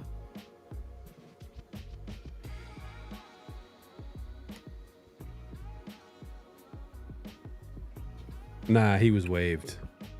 He was waived? Yeah, he was with the Chiefs, then the Dolphins. He was waived on May 8th, 2025 by the Dolphins. Clee got cut too. Clear free agent. Damn, he won the ring. Yeah, that's wild. And then Byron Young is still with the Eagles. Yeah, he's still with them. Still in the league. It's all good, bro. Morrow got activated in postseason with the Eagles. Clear free agent. Yeah, clear free agent. Damn. I was hoping Clee would stay with the Commanders and they might get them one. He might go to Green Bay. backup Micah get a ring. Yeah. They want a ring. All the X-Raiders over there get a ring. Yeah. Yeah, man. Any last thoughts before we head out of here? Nah, man. Just hoping we get the run game in gear this next week. Because I think if we're one-dimensional, that's going to play right into the hands of Jesse Minter. I think Jesse Minter is one of the better young defensive minds in the league, and we don't want to put Geno in that kind of spot. So time for Chip and Pete Carroll and Ashton Jeanty and McCullough and Brennan to kind of get their heads together and come up with a way to get some production out of the run game, because it is a must. Yeah. Hey, but definitely tune in this Thursday around the Shield, man. We're gonna have some Charger people in the building, man, and they're gonna break it down. Definitely check it out. We're gonna have a good conversation, and then we're gonna be looking forward to that Monday night football game against the Chargers, big divisional game. But yeah, man, we appreciate everybody tuning in, man. Make sure to clock in at this point, clock out, hit that like button, hit that subscribe button, hit that notification bell. Peace. Just win, baby. Hello? You play to win the game. You don't play to just play it.